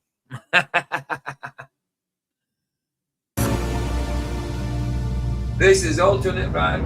The old Bedford River is not a river. It is a drain. Good evidence. Good evidence for flat Earth. See, they're giving the evidence for flat Earth. It's good evidence for flat Earth. And they're just going to take the piss. Go on. No, I'll tell you, it's a good thing that we don't base our maps, cartography, navigation, flight patterns, and sailing off of a flat Earth. Because if we did, we'd be screwed. Wouldn't we just? Could you imagine a world where everything like A and B to a straight line wouldn't involve a curve at all? You know, wouldn't that be crazy in a world like that? It'd be nuts. Yeah, it'd be wild. You wouldn't have to consider it into your calculations for building large structures or sighting long distances or Yeah. you know. I mean, being on this globe, I mean, I wish it was flat because I'm sick of, like, every time I take a little jump, you know, I feel a little bit ahead and have a jump, I end up in another country. You know what I mean? It's like, I have to get back. It's a pain in the butt. It's a bit of an inconvenience. It really is. It really is, yeah. Drainage canal cut through the English fens in the 16th century. And for one 6-mile stretch near the village of Welney, it runs in a perfectly straight, perfectly still line. Truth. Water finds its level. Always flat, the surface of the water, unless it's in motion, fluidity. Uninterrupted by locks or bends. In the summer of 1838, a 22-year-old named Samuel Burley Robotham waded into it with a telescope. Just because I think this is good evidence for flat Earth, it doesn't make us robothamists. Aimed the lens 8 inches above the waterline and watched a small boat row away from him down the full 6-mile stretch with a flag mounted 3 feet above its deck. On a globe with a circumference of 25,000 miles, the surface of the water should curve. 24,000.644 or something, is it? No, 4. What is it? It's 24. It's not exactly 25,000, is it? On there. What do you think? Over 6 miles, the mathematics of that curvature put the boat's flag more than 20 feet below Rowbottom's line of sight. So it should have been gone, hidden behind a wall of water. Right. But Rowbottom watched the flag the entire way. He spent the next decade repeating the observation. And what's their excuse why it was? The flat fin. Lifted it right up exactly level. Great. Magic stuff. Then published his findings in 1849 under the pen name Parallax. In a pamphlet named Zetetic Astronomy, the word zetetic, coming from the Greek for to proceed by inquiry, aka trust only what can be observed. In 1865, he expanded the pamphlet into a book titled Earth, Not a Globe, and toured England lecturing to... Earth, not a globe. Do you know, starting to convince me. Because it's not. It's a silly idea. It's as silly as bloody evolution. It's as silly as the Big Bang. It's terrible. Hey, one mind, one spirit. How you doing, brother? Good to see you, man. Packed halls, talking to local astronomers in public debates, and by most accounts, winning more often than the astronomers cared to admit. The scientific establishment's response was simply to not respond. In January 1870, one of Robotom's followers named But John when they do respond, it's always the flaxen. Hampton published a challenge in the Journal of Oh, Scientific hold on. Opinion. He Jolly man saying a 6-meter tall pyramid-shaped object moving through a forest is a distant lighthouse. What? Word flat. Well, yeah, I know the word flat's not brilliant. Exposed Antarctica, it's not great because we live in a topographical level plane. It's level, right? It's not flat. It's just what we use, isn't it? Yeah, it's not flat. I mean, we do have flat plains, stuff like that, flat lands, you know. But yes, it's a topographical plane that's level rather than flat. You're right, right. It's just what we use, isn't it? It's not a brilliant description, obviously. I'd get deeper into geometry and start defining things without the word. All right, that's the one I was looking at already. True, Jolly man. True. offered £500, roughly 60,000 in today's money, to anyone who could demonstrate the curve. What's that? Hey, fixing to go more the yard. Just stopped off for a bit. Bless you, man. It's all good. All good. That's what I do for work nowadays, landscape gardening. But we haven't had anything for a few weeks, actually. Curvature of a standing body of water. The challenge was accepted by Alfred Russel Wallace, the same Wallace who had co-discovered natural selection alongside Darwin. He was a trained surveyor, short on money, and confident the demonstration Natural selection, eh? It's just another great idea. Just another fantasy in somebody's napper. would only take a single afternoon. The experiment was run that March on Robotom's own 6 miles of the Bedford level, with markers set at fixed heights along the span and a referee from the sporting magazine The Field to certify the results. The referee declared the markers showed curvature and awarded Wallace the money. However, Hampton's own appointed referee, a printer named William Carpenter, examined the same telescope sighting and refused to certify it, insisting the alignment showed exactly the opposite. So the two men looked through one instrument and saw two different things. And what followed was 15 years of lawsuits. That's because of the indoctrination in the glober's head, you know? That's why you see something totally different. That's they call dis. You know what I mean? They deny what they actually see. Cognitive dissonance, I would have said. Pamphlet wars and a harassment campaign so relentless that Hampton was jailed more than once for the letters he wrote, including one to Wallace's wife, promising her she would soon be a widow. Wallace later claimed that accepting the wager was the greatest regret of his scientific life. Samuel Robotom died in 1884, but his ideas continued to grow. In 1893, an English aristocrat named Lady Elizabeth Blount founded the Universal Zetetic Society to carry on Robotom's work.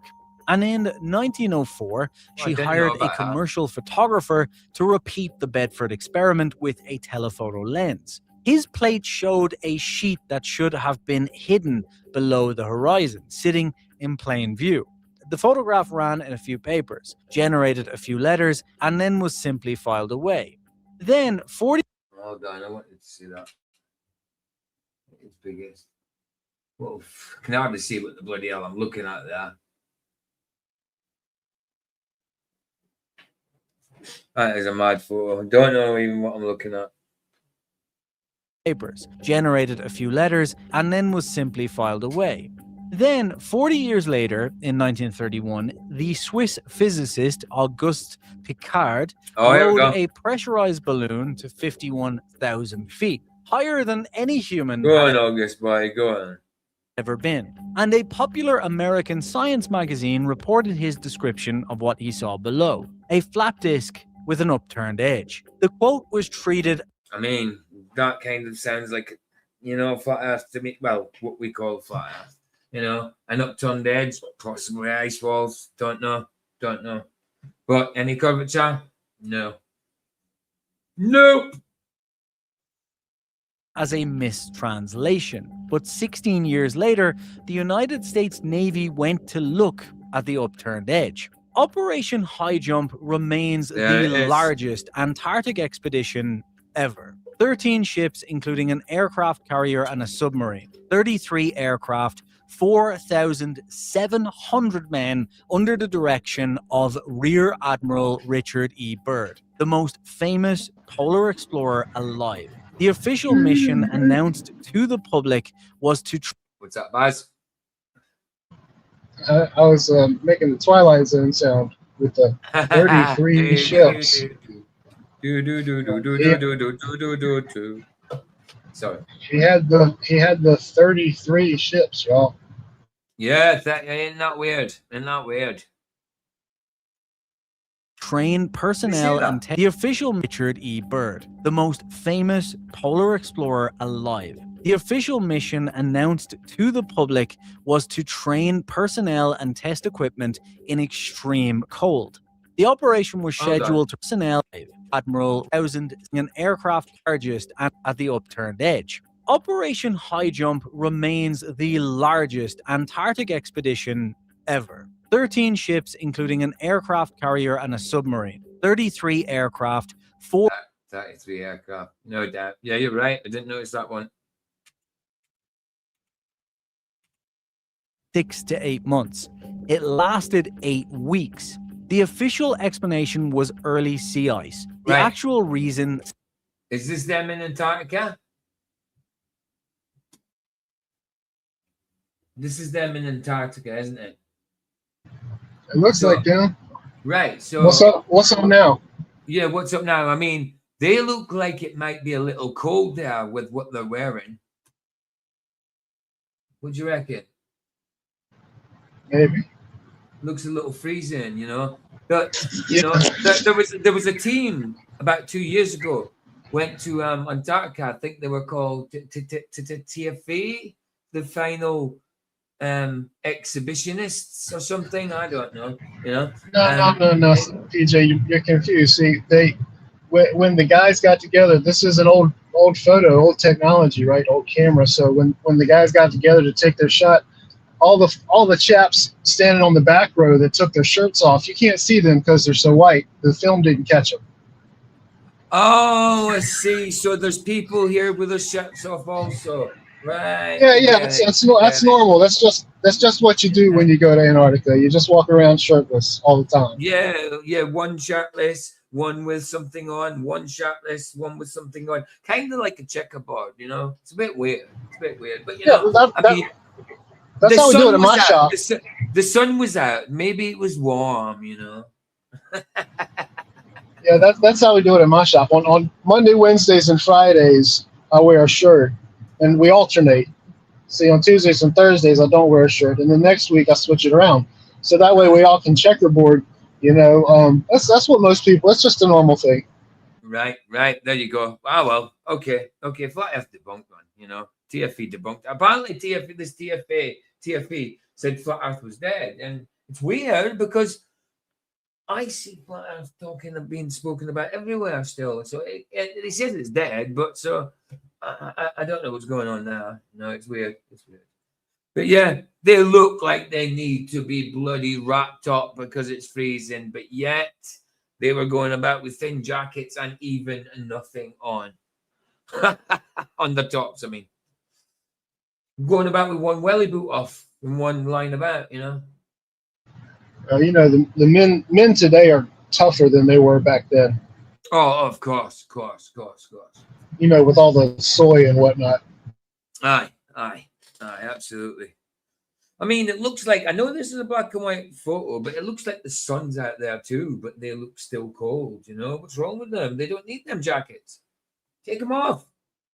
Take them off. It's roasting. Come on. You'll sweat.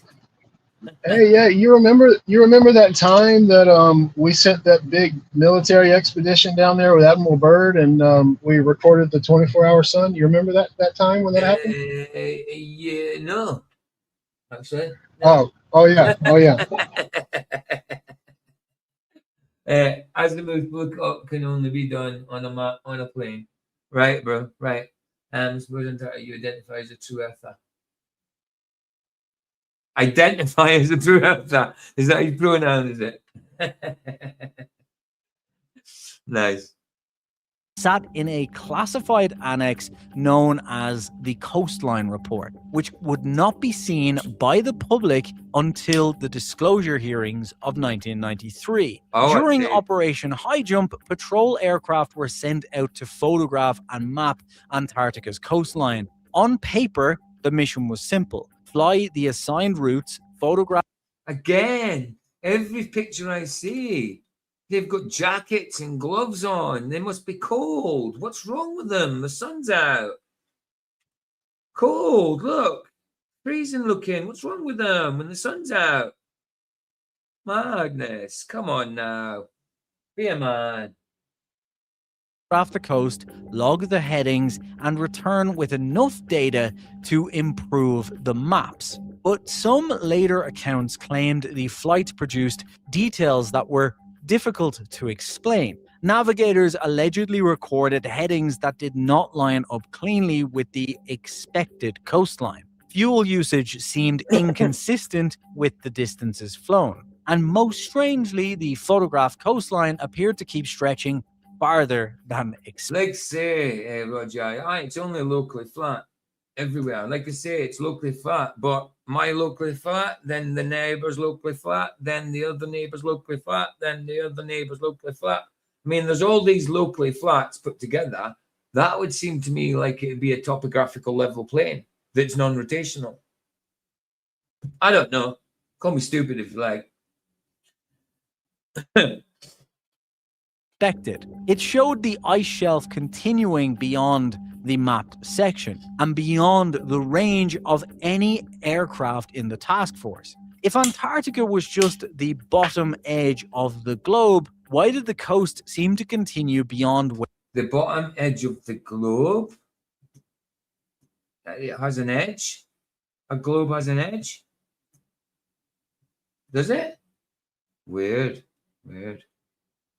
Where it was supposed to curve? It's because it was not a continent at the bottom of a sphere, it was a perimeter. Byrd came home in the spring of 1947 and gave an interview to the Chilean newspaper El Mercurio, in which he warned, in language nobody could quite parse at the time, that the United States would need to prepare to defend itself against hostile aircraft coming from the polar regions. In a 1954 television interview, he described an area as big as the United States that's never been seen by a human being. And that's beyond the pole on the other side of the South Pole from Middle America. For decades. And after he said this, what happened? Did he say anything again? I don't think he did he? Kind of disappeared. They were dismissed as the wild imagination of an old explorer. They were the only two times the most decorated polar navigator in American history tried to say it out loud. In December 1959, 12 nations signed the Antarctic Treaty. Yes, it froze they did. all territory claims, banned all military activity on the continent, and established a permanent inspection regime. Wonder why they did that. I wonder why. It was the first arms control agreement. Go on, Buzzer. I don't know. All I was going to say is I think Byrd, though, when I first found out about Byrd, I thought, he was what everything says he is. And the more I learn about it and the more I recognize the patterns of being, seeing the other things that are going on in the world and all these things. And now I think that Byrd was just turning the freaking frogs gay. Yeah, I agree. I agree. Absolutely. I think he was. Controlled up. I agree. Yeah, it felt kind of like the start of the modern agenda that's being pushed now in film and everything else. You know how it goes. He was spoiling that. Kind of where the Flat Earth Society came from, maybe. Or was the Flat Yeah, Earth a bit of. Society already about? I don't think it was it? When did the Flat Earth Society come about? I almost feel like he was almost pushing the alternate existence though as an explanation without saying that it's flat.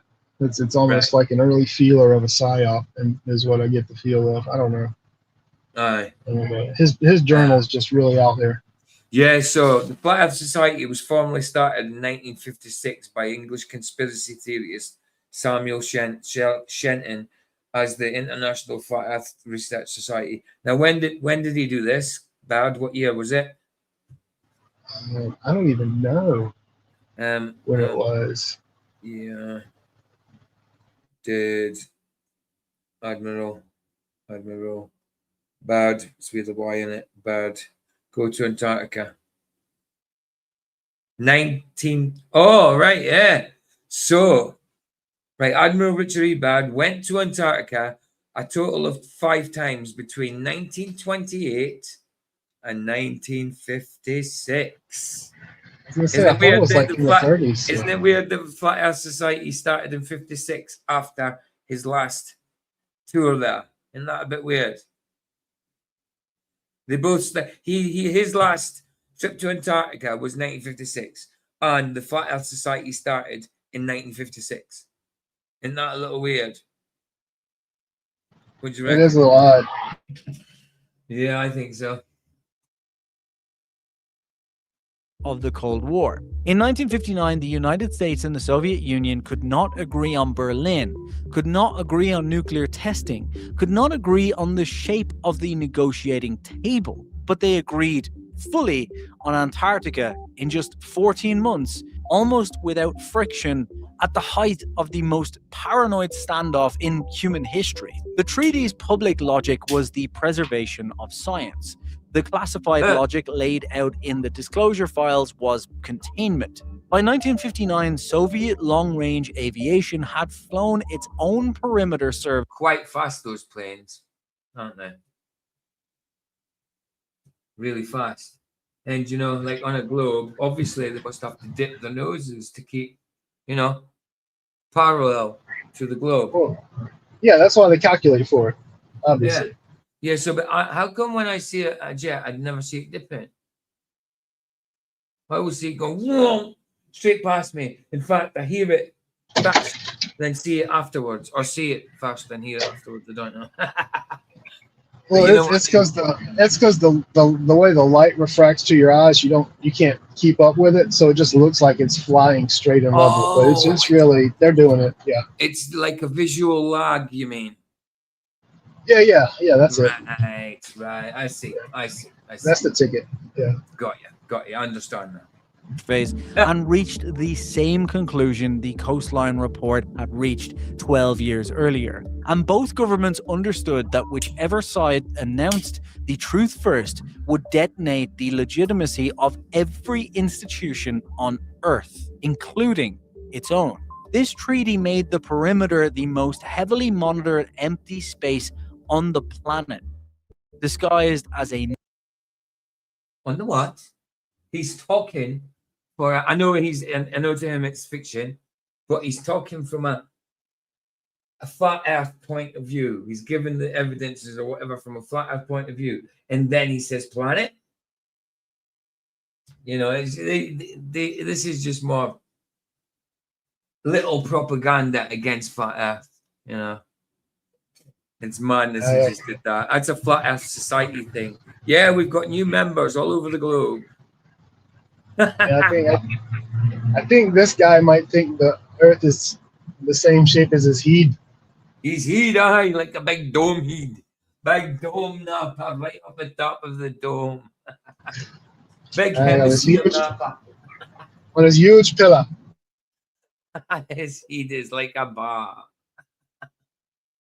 nature preserve. Within the American program, the operation that managed the southern stations carried a deliberately boring public name, the Antarctic Support Activity. But the men who worked there called it something else, the Rim. By the late 1950s, there was a second problem. Both the United States and the Soviet Union were pushing rockets higher than ever before. But there was an issue. Some of the highest altitude tests allegedly returned signals that behaved less like they were traveling into open space and more like they were bouncing off something, almost like a ceiling. So in You are 1962, kidding me. A ceiling over the bloody earth? I mean, a ceiling? I mean, how would gravity work with a ceiling? What? A ceiling? The earth's got a ceiling? What the heck is this man on about? I don't know. It sounds like a physical structure of some sort. Right, in some kind of containment. Yeah. Weird. You think if that was up there, somebody wrote down about it or something? You would think so, wouldn't you? You would think so. Like, maybe some kind of religious book or something, or a book of faith, the book of somebody's God. Bible, it's called. Yeah, right. You'd think something like that, where it tells you about creation, would mention something about a rakia. I mean, a ceiling. A ceiling. You'd think it mentioned something, wouldn't it? Madness, isn't it? Funny. United States decided to find out what was going on in our skies. The program was called Operation Fishbowl. On the night of July 9, Fishbowl. 1962, a 1. I wonder why it was called Operation Fishbowl now. What a weird name for an operation. Like, a fishbowl, turn it upside down. It's like similar to a dome or some sort. Fishbowl, a fish is in there with level water, contained. Wonder why they call it Fishbowl.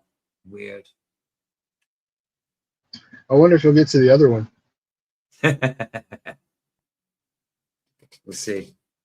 4 megaton thermonuclear warhead was carried by a Thor missile to an altitude of 250 miles and detonated over Earth. The test was called Starfish Prime.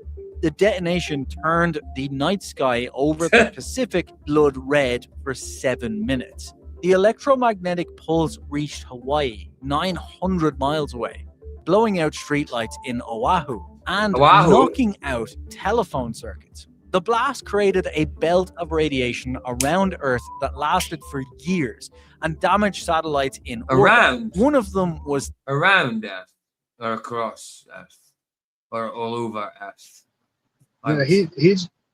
Yeah, he just is now going on to say that it damaged a bunch of satellites. It was meant to be detonated at 250 miles. And the satellites supposedly are where? Like, do people think about these things when they come out of their mouth? I don't know.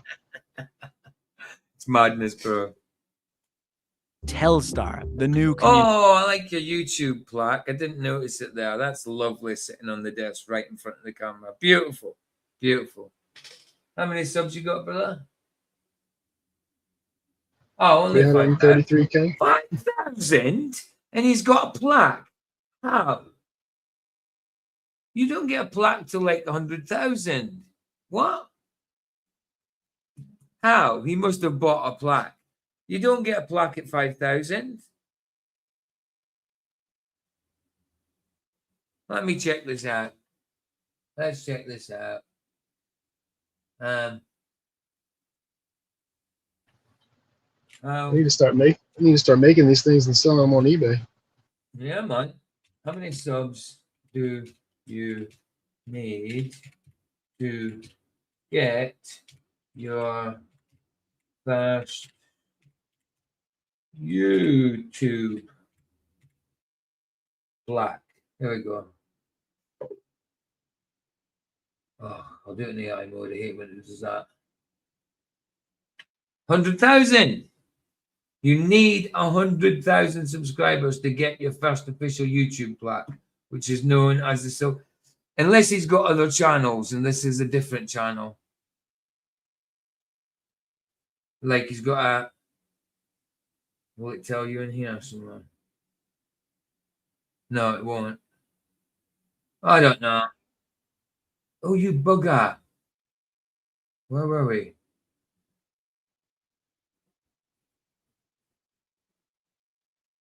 Oh, I'm still on there. You just can't see it. But yeah, 100,000. 100,000. So he's either bought it or this is a second channel of some sort that hasn't got as many subs. I don't know. Right. I don't know where we were. I put it back. Blowing out streetlights in Oahu Oh, it's and fine. We're about knocking there. out telephone circuits. The blast created a belt of radiation around Earth that lasted for years and damaged satellites in orbit. Oh. One of them was Telstar, the new communications satellite, which failed within months. Oh. The public explanation was simple. Charged particles got trapped in Earth's magnetic field. But the truth is much creepier.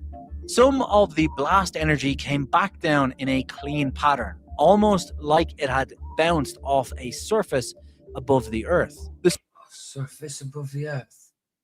What the heck? What? Right. Oh. Surface above the Earth. What the heck? That's mental. Some kind of containment. That's so silly. Soviets running their own high-altitude tests over Kazakhstan that same year recorded the same thing. Oh, wow. Looks very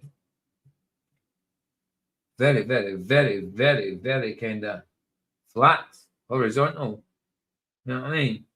That horizon there. Sorry. Jono and the Who's, Jono and the Who's, Jono, and the Who's.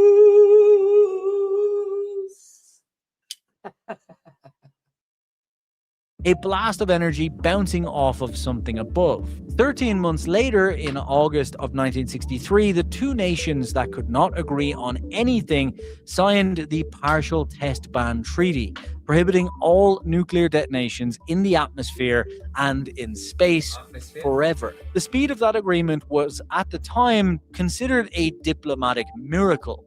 Both governments now understood they were living. Atmosphere, that's a weird word, isn't it? Off the top of the dome. The atmosphere is a weird word because it would imply that air has a shape of its own. Isn't that weird? Not weird. Funny word. Under a structure they had not built, could not reach. 4 years later, they signed the Outer Space Treaty, and the space programs of both nations became, by quiet mutual agreement, the most expensive theatrical productions in history. But as we know now, the truth always has a way of coming out. In the chaos of the Soviet collapse in December 1991, the custody around the classified archives broke down in a matter of weeks. In February 1992, a former military archivist sold a sealed packet of documents to a West German newspaper. The packet contained the Soviet high-altitude test data from the 1962 test. The reflection returns, along with the perimeter survey charts from 1950. The newspaper spent 6 weeks authenticating it and then published it. The American government issued a denial that lasted 11 days until a retired high-jump navigator, 81 years old, walked into a Senate office with his personal flight logs and asked to testify. But what settled it for the public was not a document, it was a broadcast. In June of 1992, a British television network returned to the exact 60-mile stretch of canal where Samuel Robotham had stood in the water in... Did he say 60 or 6? In 1992, a British television network returned to the exact 60-mile stretch... 6 mile, not 60, 6 mile stretch. ...of canal where Samuel Robotham had stood in the water in 18... Couldn't imagine a canal that would actually have a stretch 60 mile where you could see straight along. It would curve at some point, a 60 mile one, I would say. But no, 6 mile, not 60. 38 and ran his experiment live with a laser. The geometry was explained on air before the test began. On a globe across 6 miles of standing water, the curvature drop is roughly 24 feet. The receiver was mounted 8 inches above the surface. If the world curved, the beam would pass more than 20 feet over the receiver's head into the night. The technician at the far end of the canal switched on his monitor and the dot was there, dead level, 8 inches above the water, 6 miles out. Isn't that weird? Wouldn't that suggest that water's level, that the earth is level? Topographical, non-rotational plane, maybe. Weird, huh? All this evidence and, you know. Weird. It's funny how people don't believe the truth. With an estimated 400 million people watching. The hearings began that autumn, and the Coastline Report was declassified in 1993. The treaty system was renegotiated in 1994, and the textbooks were changed over time to reflect the new world people were living in. The world after disclosure looked, honestly, exactly like the world before. Ships sail the same routes, aircraft fly the same patterns, long-range radio behaves exactly as it always did. Navigation never depended on the shape, it depended on the math. And the math had always been silently corrected at the institution. Math doesn't make the shape. Math doesn't make the shape. It doesn't depend on math. Levels since the 1950s. What changed was the perimeter. The Antarctic Perimeter Authority, established in 1994, now operates 11 public research stations along the ice ring.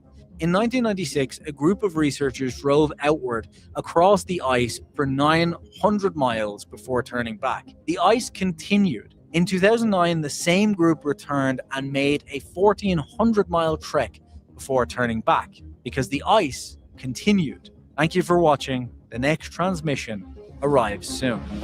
That is super.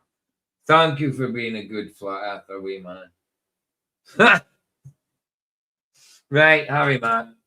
Go over to Rumble now, watch the fight, and then do something else afterwards. It's an old fight. It's Brown Bomber, Joe Louis versus Tony Galento. Right, we got a new one, Harry Mack, or what? Is he going to rap to this? Hold on. Oh, it's a fine one. Let's see. Should we close this thing out? Let's get it, man. Let's. Cool. Should we close this thing out? Let's get it, man. Let's get a freestyle. Right. Y'all know how we do, man. Let's go. We all know how you do, man. Yeah. Ah, shit.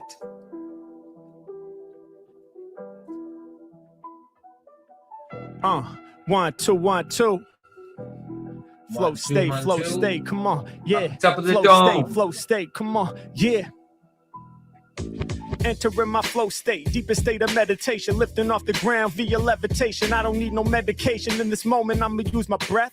If the mic is live, y'all know Mac about to step. I've been putting in the reps, the mic is what I stay lacing. Had to take a break, so I went and took a vacation. Y'all know that my flow moves like water. Just me, my wife, and my daughter. The three of us, the trio, like Red Garland playing with Paul Chambers and Art Taylor. Y'all know not one of us run things like the mayor, cause we all in charge. Mostly my daughter in charge. You know she does it large. When she wants to nap, then it's nap time. When she wants to eat, then it's snack time. Used to be when I want to rap, it's rap time. Nowadays, it ain't always Harry Mack time. Learning about balance. Vacation used to be a challenge. Didn't know how to relax. I wanted to spit more bars and be proud of the raps. Like if I ain't working, then how can I be proud of the Mac? Just some more toxicity slipping into my ambition. I'm proud to be on this damn mission. Putting in the work is good. Gotta make the effort, but you can't keep putting in the to work forever. You gotta find a way to reset, shut the computer down. When you open it back up, there's the future sound. Coming back to my drums, feeling fresh. Coming back to the mic, new rhymes to manifest. Life is like a test, and we pass with flying colors, finding new ways to reach out to each other. Me being isolated, gotta end this. Gotta take time to reinvest in friendships. If I ain't sitting across from people I love, if we ain't discussing strategies for rising above the obstacles in life that seem impossible, then tell me what's the point. My homies, they inspire every joint that I rock up on the MIC. I'm about to teach myself eventually to counteract some of my tendencies while honoring myself and using grace. It's hard to keep the balance in this place, but that's what we chase on this podcast. That's what we searching for. That's what we yearning for. That's what we working for. That's what we striving for. That's what we getting at. Trying to find the answers to life while I'm spitting raps. Maybe the answers never come in full, or maybe some answers are for the brain and some are for the soul, and some answers might be for the heart. Some answers are for the body. We need some answers to start, but no answer is one to solve them all. There ain't no silver bullet, as it's sometimes called. We need different tools inside of our toolkit. A hammer, a screwdriver, something to fool with, something to pull out that's right for the job. It's not one tool for everything. Imagine, my God, you can't use a hammer to unscrew a screw. I mean, you can, but you're gonna be frustrated if you do. So let's apply different philosophies depending on where we're at. Take it from your boy Harry Mack, but at the same time, take it with a grain of salt. I don't mean to sound like I have the answers, my fault. I'm just one human being. I'm a guest in this culture to be able to add on. I'm blessed. I'm grateful just to be here. All of us, we gotta live. I feel I got a lot to give. I'm trying to keep it positive, adding on. I remain additive. Every time I'm on this microphone, I get to snapping quick, opening my viewpoint to any philosophy that you show me. I'm learning from the legend David Bowie about what it means to ignore the audience. Don't play for the gallery. Y'all know how it be when you in the studio, when you getting creative. Gotta be you in conversation with your soul. You related to your heart, and in this moment you can maybe channel the art. Maybe you can use your muse above as a spark, but you can't be thinking about the packaging or thinking about how will they start reacting when they hear me rapping in this particular tone. Will this help me elevate my career or get into a higher zone? Fuck that shit. Clear your mind of the nonsense. It's interrupting your connection to the content. But when I'm on stage, I know I remain the fly entertainer, microphone flamer, top of the game aimer, the most insane to come and claim the crown. And I'm sitting in my throne with the sound, dog. I'm spitting in the zone, getting wicked with the poems. Poetry embedded in humanity, and y'all know I get righteous, my son. Connect to human history each time I'm striking my drum. Yeah, it's insane. Plenty lives I save, man. I got the stick beating the wall like a caveman, banging two rocks together, drum and the voice, hip hop forever. When we melt them, we get rid of sucker MCs like Run DMC. Ain't nobody touching the steez. I'm busting the freeze. Something different, I'ma go the distance cause I'm infinite. Utilize the original instruments, voice in the drum, rhythm, making people listen. Make a split second decision, mental incision. This is real non-fiction. Yes, I have a musical addiction, also a flow state addiction. So I go inside my zone. Y'all know I don't write the poems. Sometimes I do, but in this instance, I'ma tap into the infinite energy while I flow off top of the remedy. What's my tendency? To hit you where it counts. Long as the beat is banging, Mac is about to bounce. I'm doing whatever I'm feeling, I'm one in a million, and y'all know I got divine hooks. I'm in the flow with my squad like I'm a line cook. I'm cooking up in the kitchen, my flow enriching. The chef is like the conductor, we never about to rupture. We all in flow properly, I know we about to kill it. We all have our instruments, the dishwasher, the skillet, the dessert person, the salad person, the one who cuts through the meat like a surgeon, the butcher. Y'all know I ain't never getting punked, no Ashton Kutcher, Mac about to push it to the limit. Cause when I be rhyming off top, I'm infinite. Stepping up to the podium, going in, I never been timid. When I be rhyming like this, my competition look with the grimace. I pay no attention. I came through the slated squad, I'm getting rid of your henchmen. Whenever I rhyme, I'm Thomas Edison, that be the way I'm invented. Post a video now on the internet, y'all know the Mac is trending. And this here is only the beginning. What? I gotta rock on the podcast for the fans, answering their questions so that I can understand. Yeah, I'm hoping that this content will reach you. But the fans who pose the questions are like my teachers, learning from the people who submit their own rhymes, learning about myself and how I might shine. So what I mean to say, it's not one person dominating, cause when we do this podcast, it's like a conversation. Hope y'all learn from me while I'm learning from you. Another episode, y'all know what we returning to do. It's the 3 to the 8, the flow to the state. Sam on the cam and Mac going 8. It's the flow to the state, episode 3-8. And we open up our hearts every time we create. Let's go. Yeah. Y'all know what it is. Cheers, man. Flow State, episode 38. Thanks for tuning in. We love y'all. Peace. Nice. Okinawa Chichiwawa, Okinawa Chichiwawa woo. Right, Gudgies. There's the link for Rumble. If you're not joining us on Rumble, thanks for being here. What day is it? Tuesday. So yeah, I'm on tomorrow. On YouTube side. Probably it's Wednesday, isn't it? Probably in the afternoon. Yes, I'll go in the afternoon because Flats is on at night. And I ain't been in Flats for ages, so I might try and give him a look. We'll see. So, cheers, guys, who's leaving us in the YouTube side. Thanks for being here. And cheers, guys, who's joining us on the Rumble side. Let's go over there. Best, guys. Love yous. Much love and respect. He who sunsets free is free. Indeed. Indeed. Absolutely. See you over there.